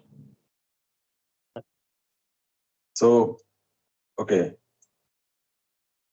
So, can you check the connection, because it could be lagging because of a network issue. Let me rejoin. Yeah.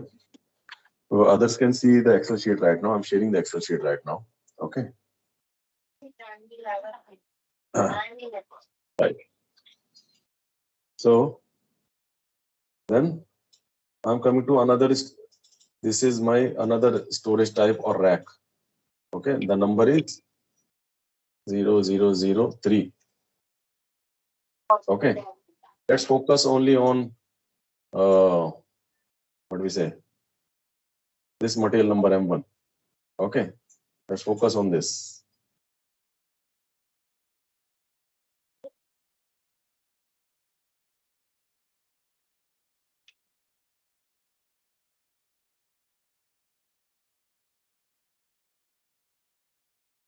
Okay. Now I have 3 racks and one material M1. Okay. 3 racks, number storage type number 0001, storage type number 0002, storage type number 0003. I have 3 racks and material is M1. Okay. I think some background noise is coming. 1 minute. Please go on mute. Yeah. So I have same material M1, but in my warehouse I have 3 racks and I want to do the fixed bin. But as I said, only one bin can be assigned. So I have already given this number 5 here. Okay, as a fixed bin, I have given this number 5. This will become my fixed bin. Okay, number 5 will become my fixed bin. Okay, now how the system will do? So if you have a look at the MM01 screen, what we are doing in the warehouse, we are keeping this storage type combination also. Can you see this? It means for one storage type, one fixed bin, one rack, one fixed bin. If I'm jumping to the next rack, I have one more fixed bin I can assign. So this is the storage type specific bin. So this bin, this fixed bin is a storage type specific. Okay, it means that particular material M1, my material number 83, okay, my material number 83 or material M1, for one rack, one fixed bin I can make. Okay, got it? If I'm changing this organization level here, okay, if I change this to storage type 002, then storage bin, one more storage bin I can assign. All right? Yeah, got it. Okay, so the same thing I'm showing here in the Excel sheet also. I have 3 racks and my material M1 is coming. If this particular number 5, this number 5 is full, so it will come to the next rack. Okay, as per the strategy. Huh? Here strategy will also play a role. At what kind of a strategy I'm using. So if this number 5 is full, then it will come to the next rack 0002 and it will place in column Q. If this is full, then it will come to the next rack 0003 and it will placed in another one. Okay, in column X. That particular fixed bin, the red cell. Hello. Yeah. But you mentioned that there will be only one bin, right? You said. Yeah, one bin or one storage type. Huh? One bin for each storage type. That's what I am discussing here. That you can see this storage type field. So this bin, whatever the bin number I will assign here. Okay, this is specific to this storage type. Okay.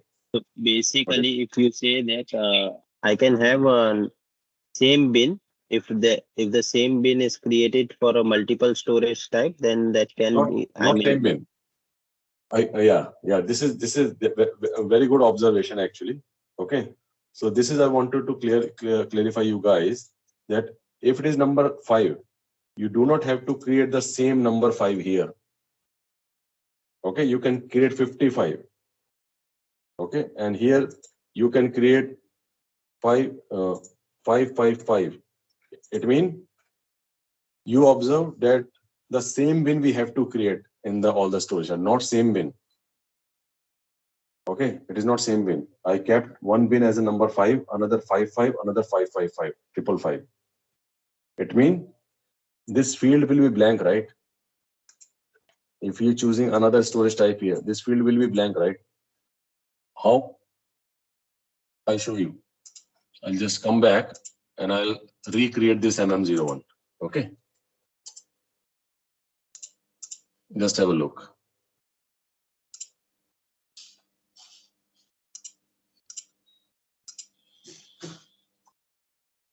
Plant 0001 warehouse. And as of now, I'm not choosing any storage type. Okay.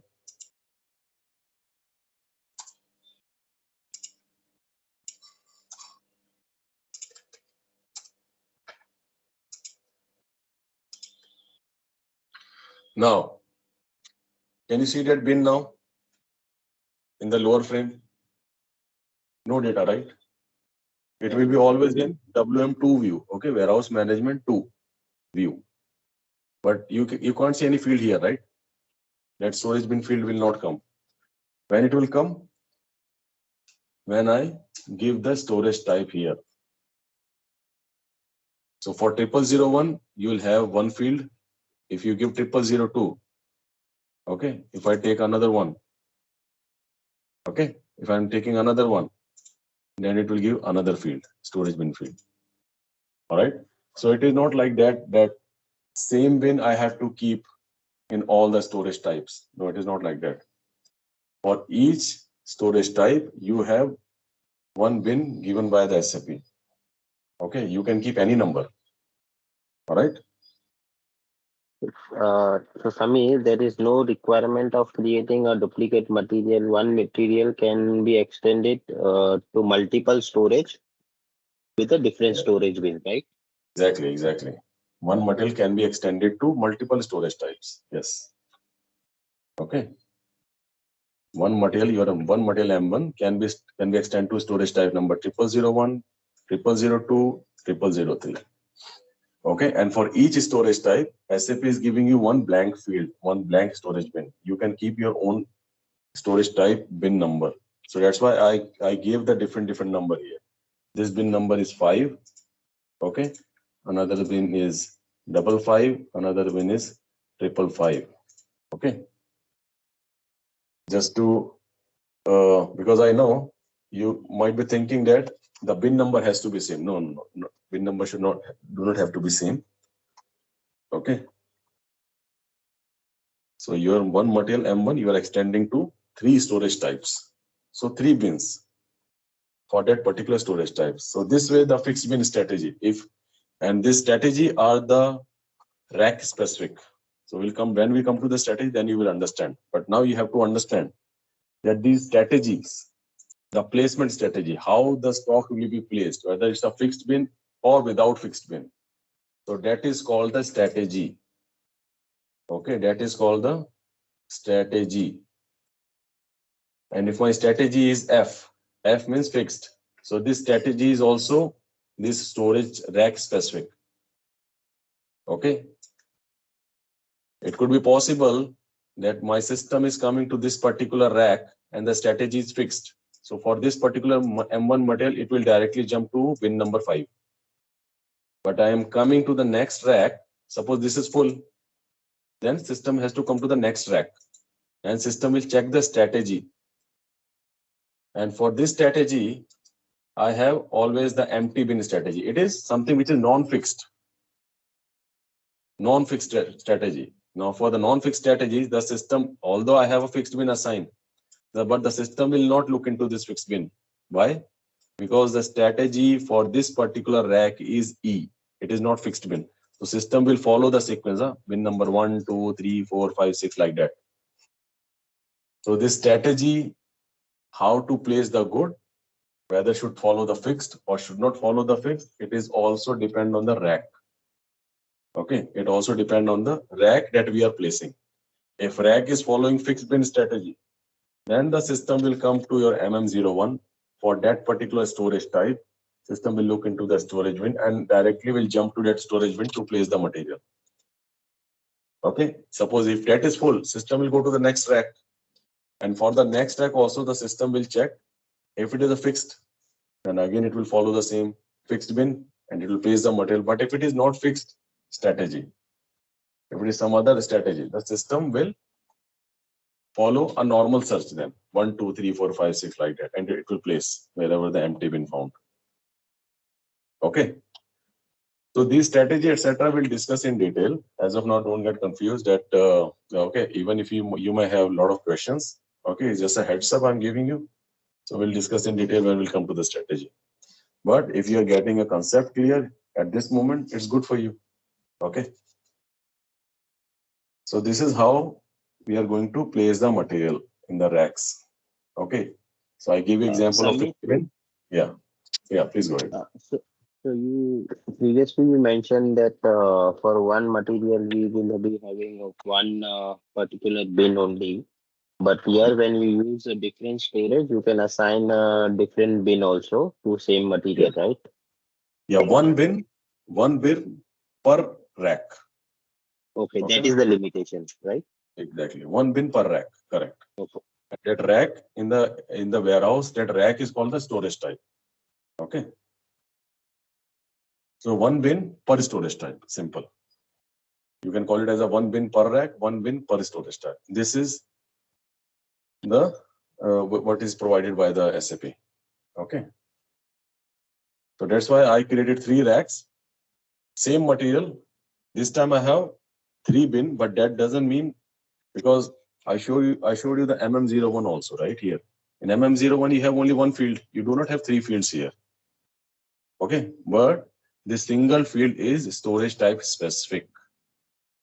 If you come next time, you give 001, one field will be there. 002, another field. 003, another, but only single field. It means 1 bin, 1 fixed bin per rack or per storage type. Okay. So you can extend that material to 3 racks. So you will have 3 fixed bin for that particular material. Okay. And each bin per rack.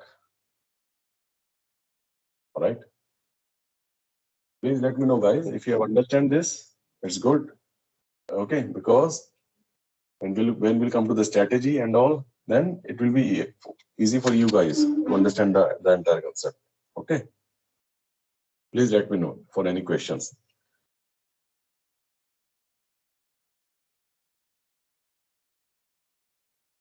Clear? All right. All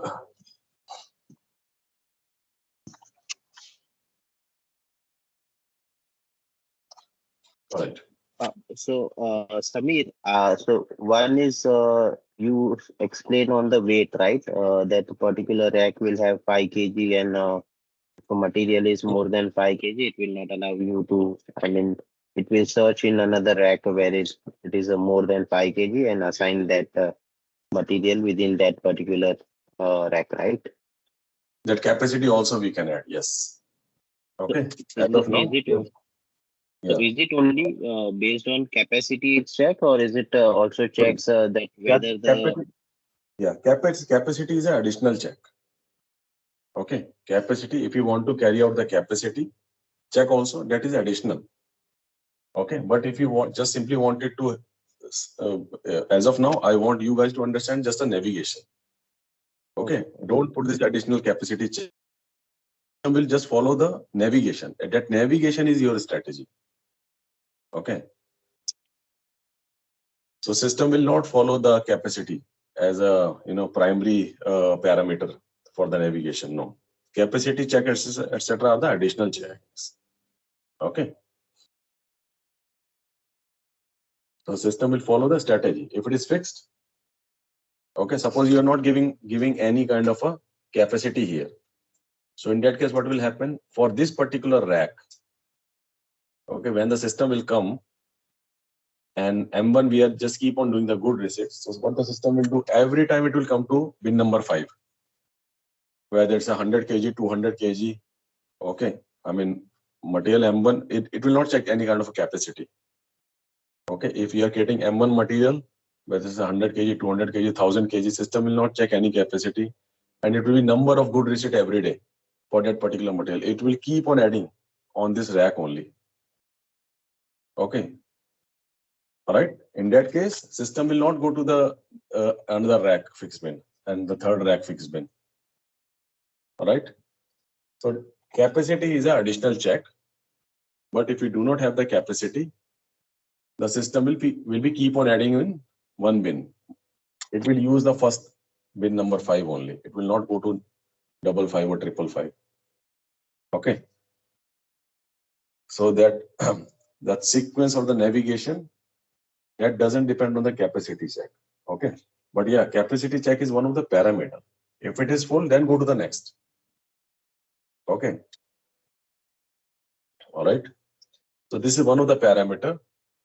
If we are having another parameters also, like empty bin. If stock is also there, go to the next. So those are the strategy. We'll discuss those strategy in detail. Okay. On this fixed bin, if you have any query, let me know. We'll come to this fixed bin strategy later part also. As I said, if you understand this point, at this moment, it will be good for you guys to go in depth. Okay. Let me know any queries are there. So we have spent time to understand the concept of what is high rack, what is bulk storage, what is a fixed bin. I could have simply show you the picture, a normal Google picture to show you high rack, fixed bin, and the bulk. But that is just a picture. Okay, you won't be able to understand what is the exact difference between all these three. Okay, rack is a normal picture, bulk is a normal picture. Okay, but fixed bin is a concept. Okay, it is just like a rack placement, but it is a concept. Okay, fixed bin area. So, and there are trucks, two trucks are being shown, inbound truck and the outbound truck. Inbound truck is for the good receipt, for your inbound delivery. Okay, it is coming to the rack and the placing the material in the rack or the bulk storage or the fixed bin. And the goods issue is also when we are removing the goods from the warehouse. That is called the stock removal. So the stock removal or the goods issue can be done again, same way.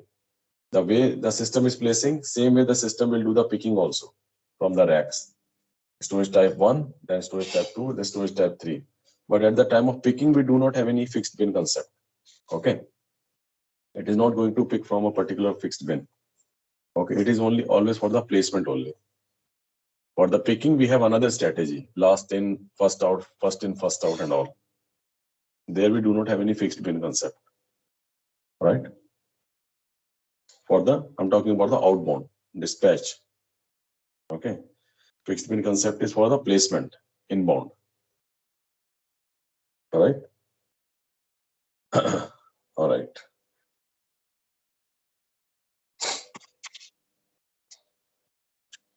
Fine. Let's take a break now. Okay, we'll connect back at 11:10. Not for 11:10, sorry. Let's continue for 3-4 minutes, then we'll take 5 minutes break. Okay, it's already 11:06. Fine. Let's continue to the next slide. Just 1 minute. All right. Now have a look at this storage type 902.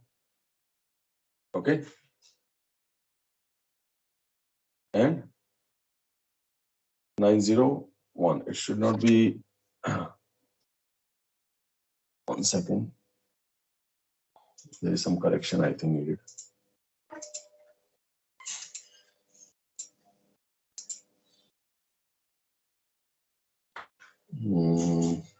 Logistics execution,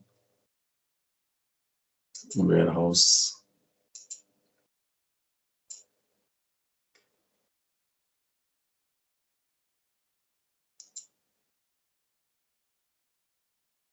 No, it's fine. Yeah. All right. So here you can see this two storage type.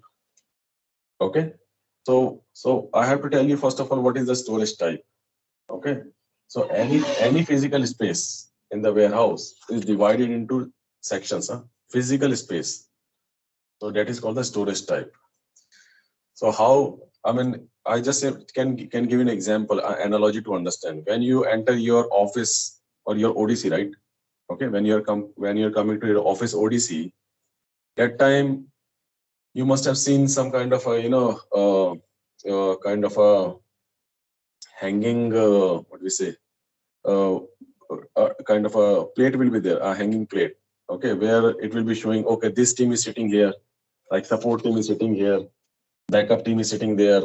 Okay, generally we have that kind of a facility available when you're entering the offices. Okay, if it is a big ODC, okay, then and you do not know where to go, so what they will do from the ceiling, they will hang a kind of a plate. On that plate will have that team name. Okay, and your basis team is sitting here, another SPL team is sitting there, Oracle team is sitting there. So it's a group of lot of people are sitting there. So what they are doing, just by hanging that with that identity plate, it is showing that these particular team members are sitting here in this particular space. So just by looking at that plate, that hanging plate, whomsoever is entering in the ODC, they do not have to keep on searching and asking the people where that particular SQL team is sitting, where the SAP team is sitting. Okay, within the SAP also, where is the SAP basis sitting, where is the SAP HR team sitting. Okay, just by reading those hanging plates, identity plates, they can simply navigate to that particular team directly. Okay, so that identity plate is telling the person who is entering the ODC that that particular place you have to come. Okay, that particular space is dedicated for this particular team, SQL team, Oracle team, SAP Basis, SAP HR team. That particular seats, that particular space in the ODC, that particular desk, that particular area. Similarly, in the warehouse also, there is a space which is dedicated. Okay, entire space in the warehouse is dedicated. So, okay, all right. For example, when we are entering in the warehouse, okay, so what will be the first step? You can see this truck, the good receipt truck. This truck is inbound truck. Okay, when the stock is coming in the warehouse, so the first place is where the unloading will be done. At the door, the unloading will be done. That is a temporary area. That is called your storage type 902. They have given one number for each space, each dedicated space. They have given one number. That this particular space is for unloading. Then from here, that particular space is for doing any kind of a quality inspection or value-added services. That particular space is for racks. That particular space is for bulk storage. So the entire space in the warehouse is divided, okay, for different purpose. Some only for storage, some is for loading, some for unloading, okay. Some is for the entering door for the vehicle, which is called yard, okay, which is called parking also, parking area in the warehouse. So the entire space in the warehouse is divided. The physical space is divided. And that subdivision, that division of that space is called storage type. All right. Storage type is a physical division, physical space division in the warehouse. It's called storage type. So in this picture, you can see two storage types. That's why if you come back to my example, I have created 3 racks, right? And I've given the storage type number 001, storage type number 002, and 0003. Why I call the storage type? Because this is the rack 1 utilizing one space. It's a dedicated space for this particular rack. I'm coming to the rack 2. This is a dedicated space for rack 2. I'm coming to rack 3, dedicated space for rack 3. They are utilizing, these racks are utilizing some space in the warehouse. Okay.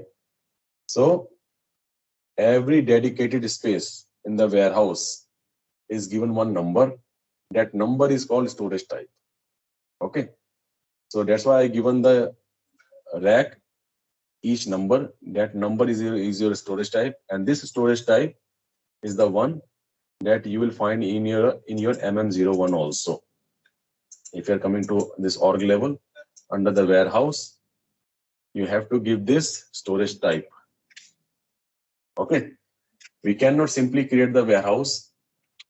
Okay, in the warehouse number, we have to inform the system that this particular storage type my material is created or extended to.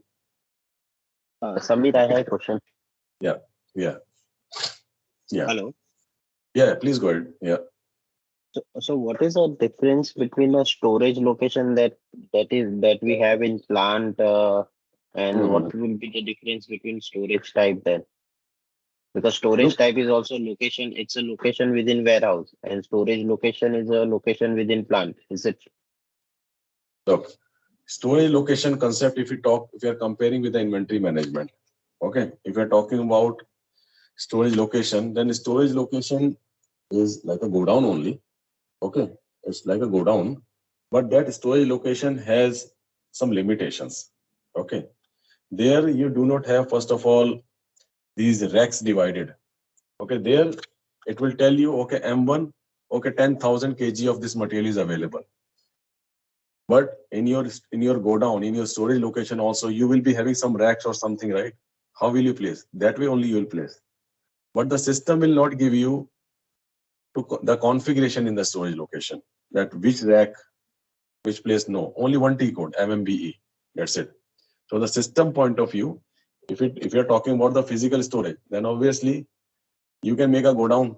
Just you can have in the go down you have kept the racks. Okay. Okay. If you talk about the physical space, then the storage location is for the small go downs only, where it doesn't matter. There is no stock placement. Okay. You're not dealing with a huge stock. Okay. On multiple variety of the material.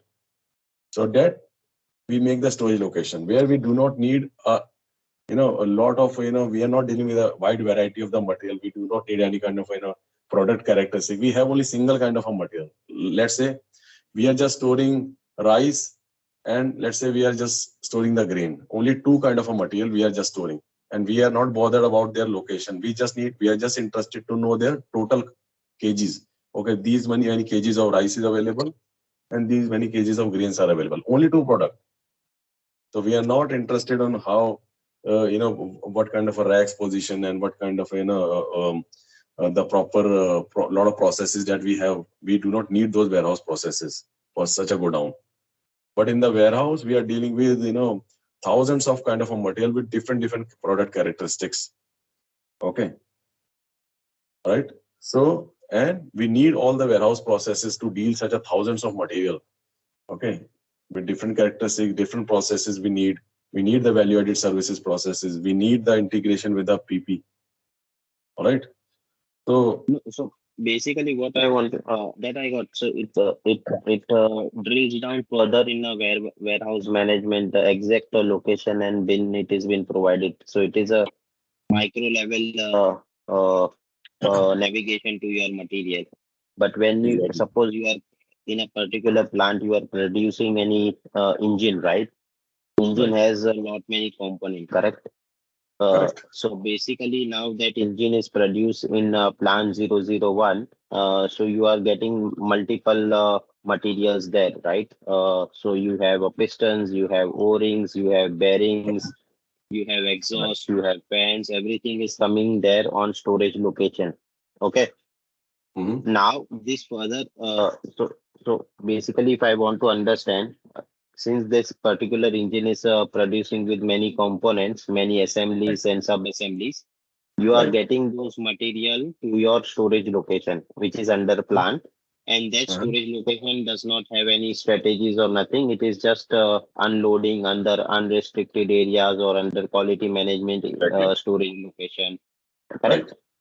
Correct. And after this, if you have a certain warehouse location, you are further moving your goods from your storage location to a particular storage type, wherein you can have strategies and where you can have a proper racks available to distribute these components in a structured way. Is that correct understanding? So just one correction here, that when you say moving the stock from storage location to the warehouse, okay, if you have, because what we did, we have assigned the warehouse number to plant and the storage location combination. Okay, it means, as I said, if we are making this combination, it means that storage location is a WM managed. It's a warehouse managed. It means you are not storing anything in that storage location. In the system, it is just a number you have created. But that storage location, actually, there's no physical space. We have created any go down or anything. Nothing we have created on that storage location because it's a WM managed. Entire storage is happening on the WM only. So when you say we are moving something from storage location to the WM, no, it is not that way. We are storing directly in the WM. There is nothing in the storage location. Okay. All right. And if you need any kind of in the production facility, in the production factory, if they need anything kind of a component, so those component will be goods issued from the warehouse only to the production area. Okay. Okay. All right. So when we have warehouse assigned to your storage location, so your storage location is nothing. It's just a number in the system. All right. Everything is the warehouse then. The entire storage of the component or goods issue of the component to the production area, everything is happening in the warehouse by warehouse only. Okay. And if your warehouse, if there is no number is assigned to the storage location, then storage location is also a storing space, some kind of a go down or like that. Okay, but without any warehouse processes, it will just give you the whole count. Okay, in the unrestricted or the other stock types.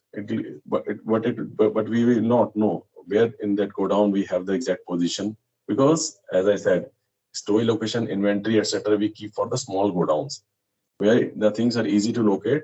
Okay, and we are not dealing with the huge product divisions. Okay, we are just dealing with a single one or two type of product. Okay, and we are not interested to know, because there then we do not need any kind of a exact positioning of that product and how much we are just interested to know what is the stock, the final stock available. That's it. All right, warehouse comes with a lot of other processes. All right, the bin structure, the different kind of storage, the product characteristic, hazardous and all, a lot of things. Okay, all right, we are discussing about the storage type, and as I said, the storage type is the physical space division, and you can see in this PPT there are two storage type, number 902 and 910. So you guys have to remember these numbers. Okay, now this 902 and 910, this is also called the staging area, good receipt staging area or goods issue staging area. All right, what do we mean by goods staging area? Staging area is the place, when we say the good receipt staging area, it means after unloading, the goods kept some, okay, where the goods kept for temporarily for some time until unless they will be placed in the high rack directly. Okay, this is how the placement is happening. The goods is being unloaded on the door, and it will be kept in the number storage type number 902, which is also called good receipt staging area. Okay, and from that good receipt staging area 902, it will be then moved to your racks, your high rack or the bulk storage or the fixed bin storage, whatever it is. Okay, let's talk about only racks. So the goods is unloaded and kept in the number 902, which is your good receipt staging area. It is kept temporarily for some time, or okay, all the counting will be done, any kind of scanning need to be done, that will be done. Okay, verification of counting, etc. will be done. Then from there, the goods will be moved to your high racks, which is your another storage type 001, 002, 003. Okay, so now you understand this, the terminology basically. When the goods are coming, it is being unloaded and kept in storage type number 902, and from there the goods are moved from 902 to rack storage type 001. Okay, all right, as of now let's talk only about high racks storage type 001. Similarly, for the goods issue also we have goods issue staging area 910, from where the stock will come into 910, from the racks. From the racks it will be picked storage type number 001, rack, high rack, it will be picked and it will be kept in 910 storage type, which is your goods issue staging area, and then it will be loaded on the truck. Okay, it will be loaded on the truck from there. Okay, so now we are coming and talking in the storage types. As I said, every space in the warehouse is divided into, okay, into the further subdivision, and that subdivision is called the storage type. Okay, every area in the warehouse has been given one storage type. Number 902 is for good receipt staging area, 910 is goods issue staging area. All right, and then high rack storage type 001. You count you just remember this number, because at the end of this training there is a proposed assessment. Okay, multiple choice question. So that time the assessment will be, or even the SAP certification happens on these kind of these kind of information that you have to remember. All right. So hope you guys have understood what is the staging area. What is a good receipt staging area? What is a goods issue staging area? Good receipt staging area after unloading, goods kept for some time temporarily. Goods receipt staging area, and goods issue staging area before loading. The goods is being kept temporarily for some time. That is your goods issue staging area, 902, 910. And racks, storage types are 001, 002, 003, etc. All right. Okay. Let me know if any doubts are there.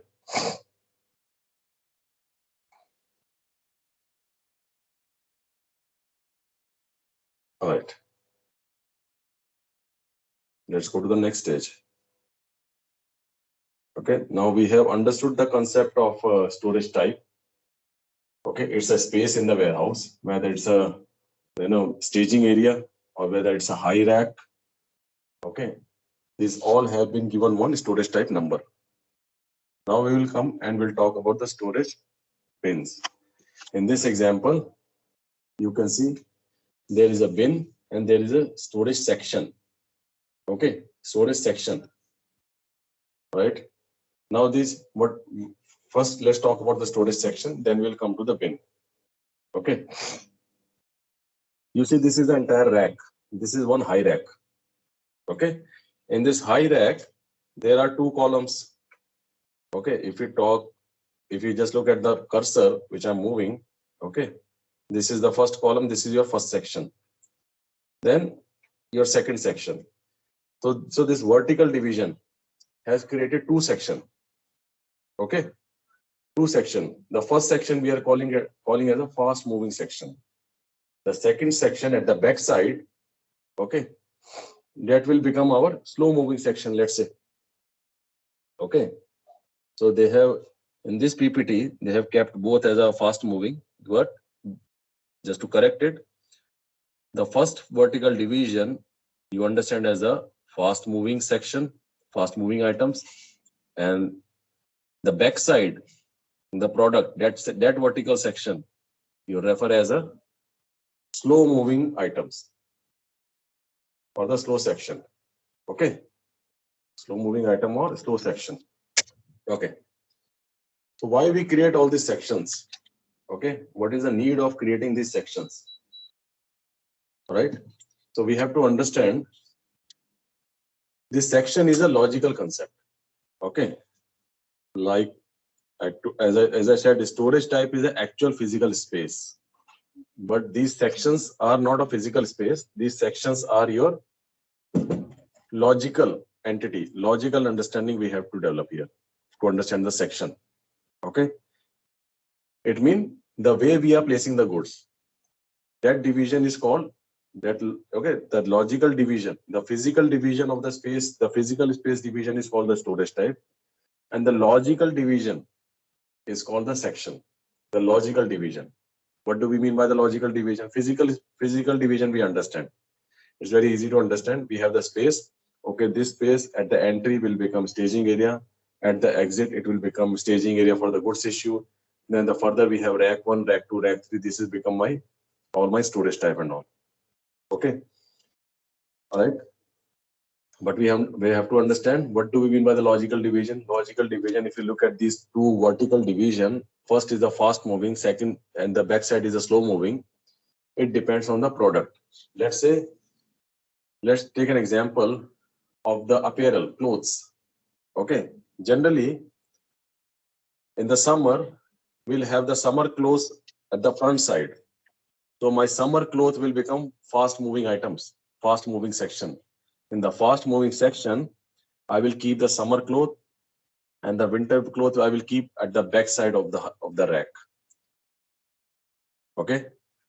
In the winter, it will opposite. All the winter clothes will be in the fast moving section and your summer cloth will be at the back section. Okay.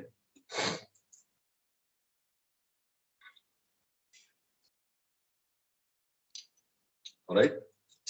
Why we are making this kind of a section?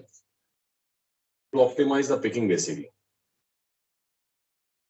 to optimize the picking, we are doing all this.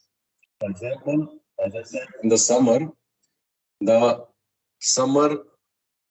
apparel, summer clothes will be in the fast moving section at the beginning.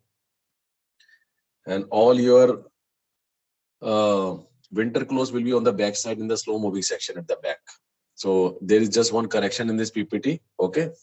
Just read this backside one as a slow moving section. The first is a fast moving, backside is a slow moving.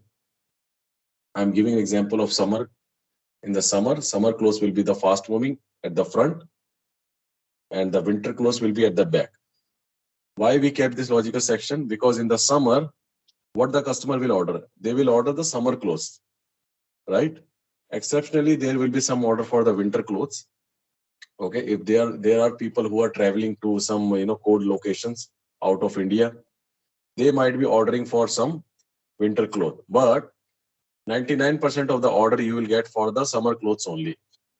So in that case, it will be a good idea to keep those stock at the beginning of the rack so that it will be easy for staff to locate and pick it easily. All right. So this is called the section, so that whenever because 99% of the order volume is for summer clothes in the summer. So let's keep those summer clothes in the fast moving section so that staff do not have to go all the way through your rack, because racks is not like our retail channel. Racks are huge. If you look at the YouTube, just one video of racks, they have to use one picking cart or the trolley or kind of a small car they have to start from one position of the rack to they are almost like like 300 400 meter, like that much long. Okay, 300 400 600 800 meter long. So they have to just keep on so just to save their time, the staff time, we are doing all this sectioning, the logical sectioning. Okay, so this is the logical section of the product of our storage type. Okay, storage type is a physical space, but the storage section is not a physical space. It is the logical division of storage type. Okay, it is a logical division of the storage type. All right. And why we are doing all this sectioning? To optimize the placement or the picking. Because in the summer, let's keep all the fast moving summer clothes at the beginning. And let's pick also from the beginning. Okay, beginning of the rack. And all the winter thing will be keeping at the back side. All right.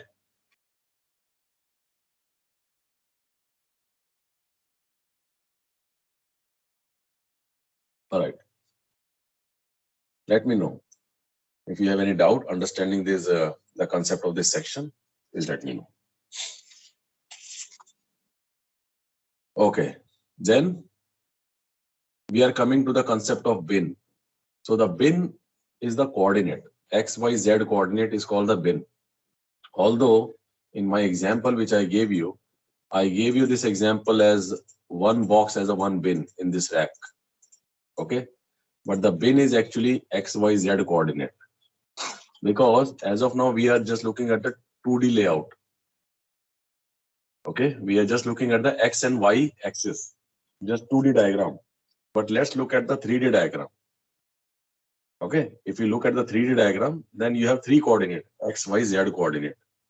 All right. So it means my one bin can have a lot of material. In this example, if I give a material number M8, okay, M9, M10, okay, all are placed in one particular bin.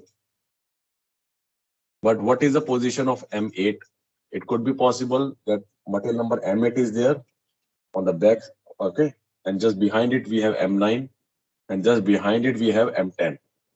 So the XY is same, but their Z coordinate is different. Okay, if I'm giving this as a row number 1, okay, and this I'm saying as a A, B, and C. So my X coordinate is 1. Okay, my Y coordinate is C, But what will be my Z coordinate? Okay. For M8, let's say it has a position at the beginning. Okay. Let's say it has a position Z1. So this will be, this you have to understand. M8, M9, M10. So this is called the bin. Okay. These coordinates are called bin. Okay. If you look at the 2D diagram, then 2D diagram, it will show that this particular box, we can use only X and Y coordinate. X and Y coordinate means if we take X and then Y, so this coordinate will become 1C. But in this 1C, what will happen? I want to look at the position of number M10. If I'm just coming to this 1C, I know M10 is there, but what exact position? So that's why we have kept the Z coordinate also here, the Z coordinate. First it will be Z1, then behind it Z2, then behind it Z3 in the same box. So these are called the storage bin. Although it's a one cell, one box, but under this box I have 3 storage bin. Got it? All right. So the storage bin is the coordinate, XYZ coordinate. It is not a rack box actually. Okay, this I wanted to tell you. So let's discuss the storage bin now. In the rack, you will have same here in this picture also. If you come to this picture, in this picture also you will find a lot of placement, a lot of division are there, right? If you talk about the small division, but under each division you have a lot of space. Okay, under each division you have a lot of space, and that space can be utilized by the multiple material. You can keep one material above the other or one material behind the other. Okay, so that is called your storage bin. So just understand this concept of the storage bin. It is not a your cell or your rack small box. It is a coordinate actually, XYZ coordinate, because in the same small subdivision or the small box of your rack, you will have multiple material. Okay, one after the other. We should not forget the Z coordinate, the depth. Okay, so if you consider depth, within the one box also we will have multiple storage bin. Got it? Let me know any doubt. Samir, how this is? Can you show it on system? How you define this coordinate for bin? Yeah, storage bin will come. I'll just show in the system. 1 minute. I'll just jump because of your question. You asked me this question, so I'm just jumping. Okay, but I'll come to in the depth also. Okay, I'll just show. Okay. Just to answer you so that you'll just connect it easily. If I come to the storage bin, if I come to the storage bin structure, just have a look at this. In any of this, let's say this structure. Can you see this bin? You can see this. The first is X, then Y, then Z. Okay. 0, 1, 0, 1, 0, 1. First is X, then Y, then Z. Okay. This way we have to create. Okay. But like if you are incrementing by 0, 1, 0, 1, 0, 1 here, so the in the end value, if you see, so the X part is 0, 1 only. It should be 10, 10, 10. So XYZ coordinate I gave you for your understanding, but when we come to warehouse, we call it as a aisle, stack, and level. Okay. First, you guys understand the XYZ concept. Okay. So in the warehouse, aisle should change to 10 in the end value, or it should be 0, 1 only. This is aisle. Aisle I'm keeping same. I have only one aisle. Okay. I'm just changing my stack and level. So it will be total how much bin? It is just like your speedometer. First, this will move to 10 bins, then this will move to 2. Then again 10 bin, then this will move to 3. Then again 10 bin, 4. So total how much bin this way? It will be 10 into 10, 100, because this I'm not changing. This I'm keeping constant. aisle. So we'll come to this aisle stack level and all. Okay, but let's understand the concept of XYZ coordinate first. Okay. So hope this answer your query, right? Who asked this question? This to show the structure XYZ. So this is how we'll be making XYZ coordinate. Okay. Now coming to the next thing, that in the warehouse, if you go and you talk to the staff and you say XYZ coordinate, they will not understand actually, because in the warehouse we have different jargon that is called aisle, stack, and level. Now this is called this entire thing. Okay, this entire thing they will be referring as one aisle.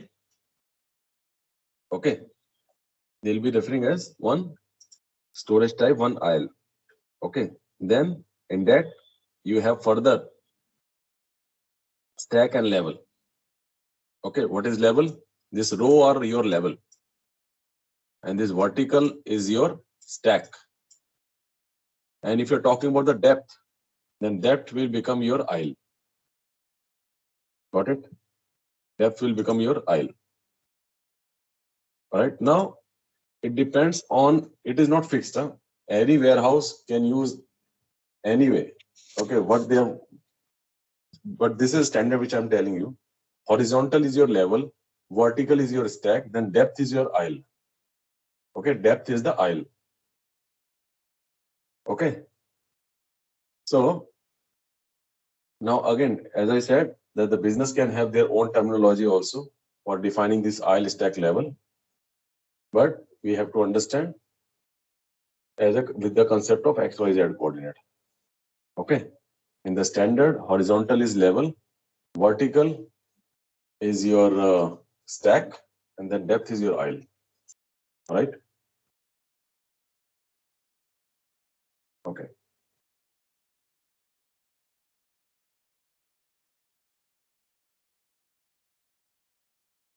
All right. Okay. So now we have one concept which is called bin type. Bin type will check what is the type of bin. In terms, it's a 1 meter bin, it's a 2 meter bin, it's a 15 meter bin, it's a maximum 10 kg capacity bin, or 12 kg capacity bin, or 13 kg capacity bin. Okay. When I was giving this example at the beginning with these M1 material is on the red. Okay, M1 material on the red. Okay, then someone asked this question that if it is 5 kg, okay, if we know that these bins are 5 kg, then you should directly jump to the next one for the 7 kg rather than searching and navigating for each and every bin. So that concept is bin type. Every bin will have one bin type associated. And what is that bin type for? Bin type will tell, okay, whether it's a 1 meter bin, or what is the height, okay, what is the length, what is the width of this bin. Okay, so that when placing the goods, system will first of all check the bin type. If the bin type of that particular bin is meeting the requirement, it is under the predefined height, width, and weight, then system will navigate those bins. Otherwise, system will not even come to those bins. It will directly jump to the next bin type. So in the system, if you come to this configuration, we have here storage bin type. Okay, you can see here bin type we have created, block size, height 1 meter, 2 meter, 3 meter. So same thing you can now understand in this diagram. Lower bin, higher bin. What is this? This is bin type. When we say lower bin, it will be 1 meter height. Lower bin, 2 meter height. What is a higher bin? Higher bin is a 50 meter height. So it means whenever the goods are coming and we are placing, my system is using the strategy, okay, placement strategy, then system will also check this bin type. And what is the bin type? If my object, the material which I'm placing, if it is more height, more volume, then obviously it will skip the lower bins. It will come directly to the higher bins. And it will try searching on the top, whatever the bins available on the top, higher bins, and it will place the material of high volume on the high bins only directly. It will not come to the lower bins because of bin type. Okay. So bin type, with this diagram, very easy to understand for you guys. Bin type is 1 meter, 2 meter, 3 meter height. Okay. With the height you can understand. But bin type has other parameter also. If you wanted to keep the weight or the volume, okay, height, that everything you can keep it in the bin type. Okay, you can see here.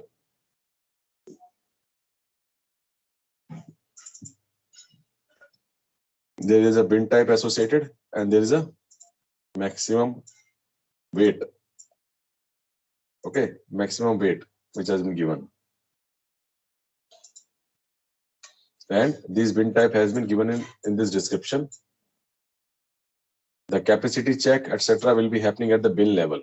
When you will create the bin, there you can define the maximum weight, maximum capacity in terms of height, width, and volume also.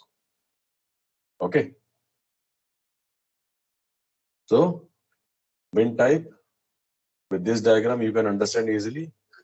1 meter bin, 2 meter bin, 3 meter bin, or 50 meters bin. Same for the weight also, 1 kg bin, 2 kg bin, 3 kg bin, or 100 kg bins. So if my material is 67 or 68 kg, all the 1 kg bin, 2 kg bin, 3 kg bin, the system should simply skip, and system should directly jump from on the bins, which is of the high capacity, okay, high volume or high weight. So that jumping is happening. Okay, that jumping or skipping of all the bins is happening because of this bin type. Okay. So this bin type is again the important parameter, and this where we associate this bin type to each bin. To each bin will have one bin type associated, right? All right.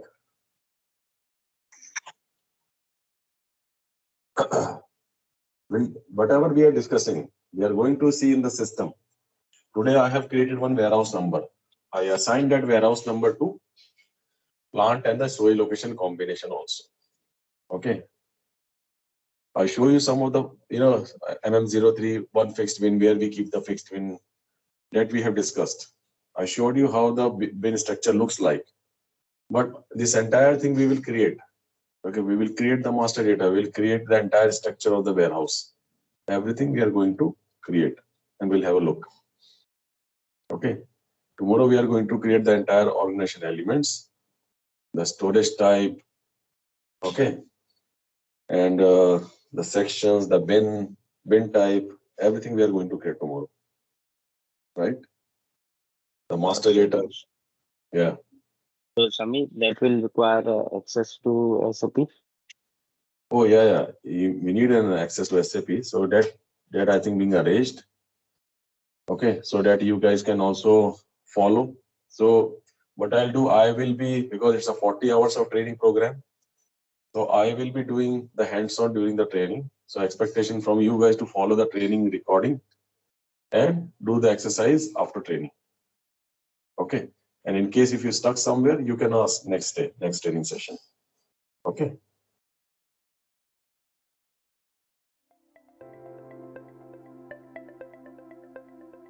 Thank you for attending the session. I hope you all enjoyed it. Don't forget to like and subscribe to our channel. Also feel free to ask your questions in the comment section below, and we will reply to them at the earliest.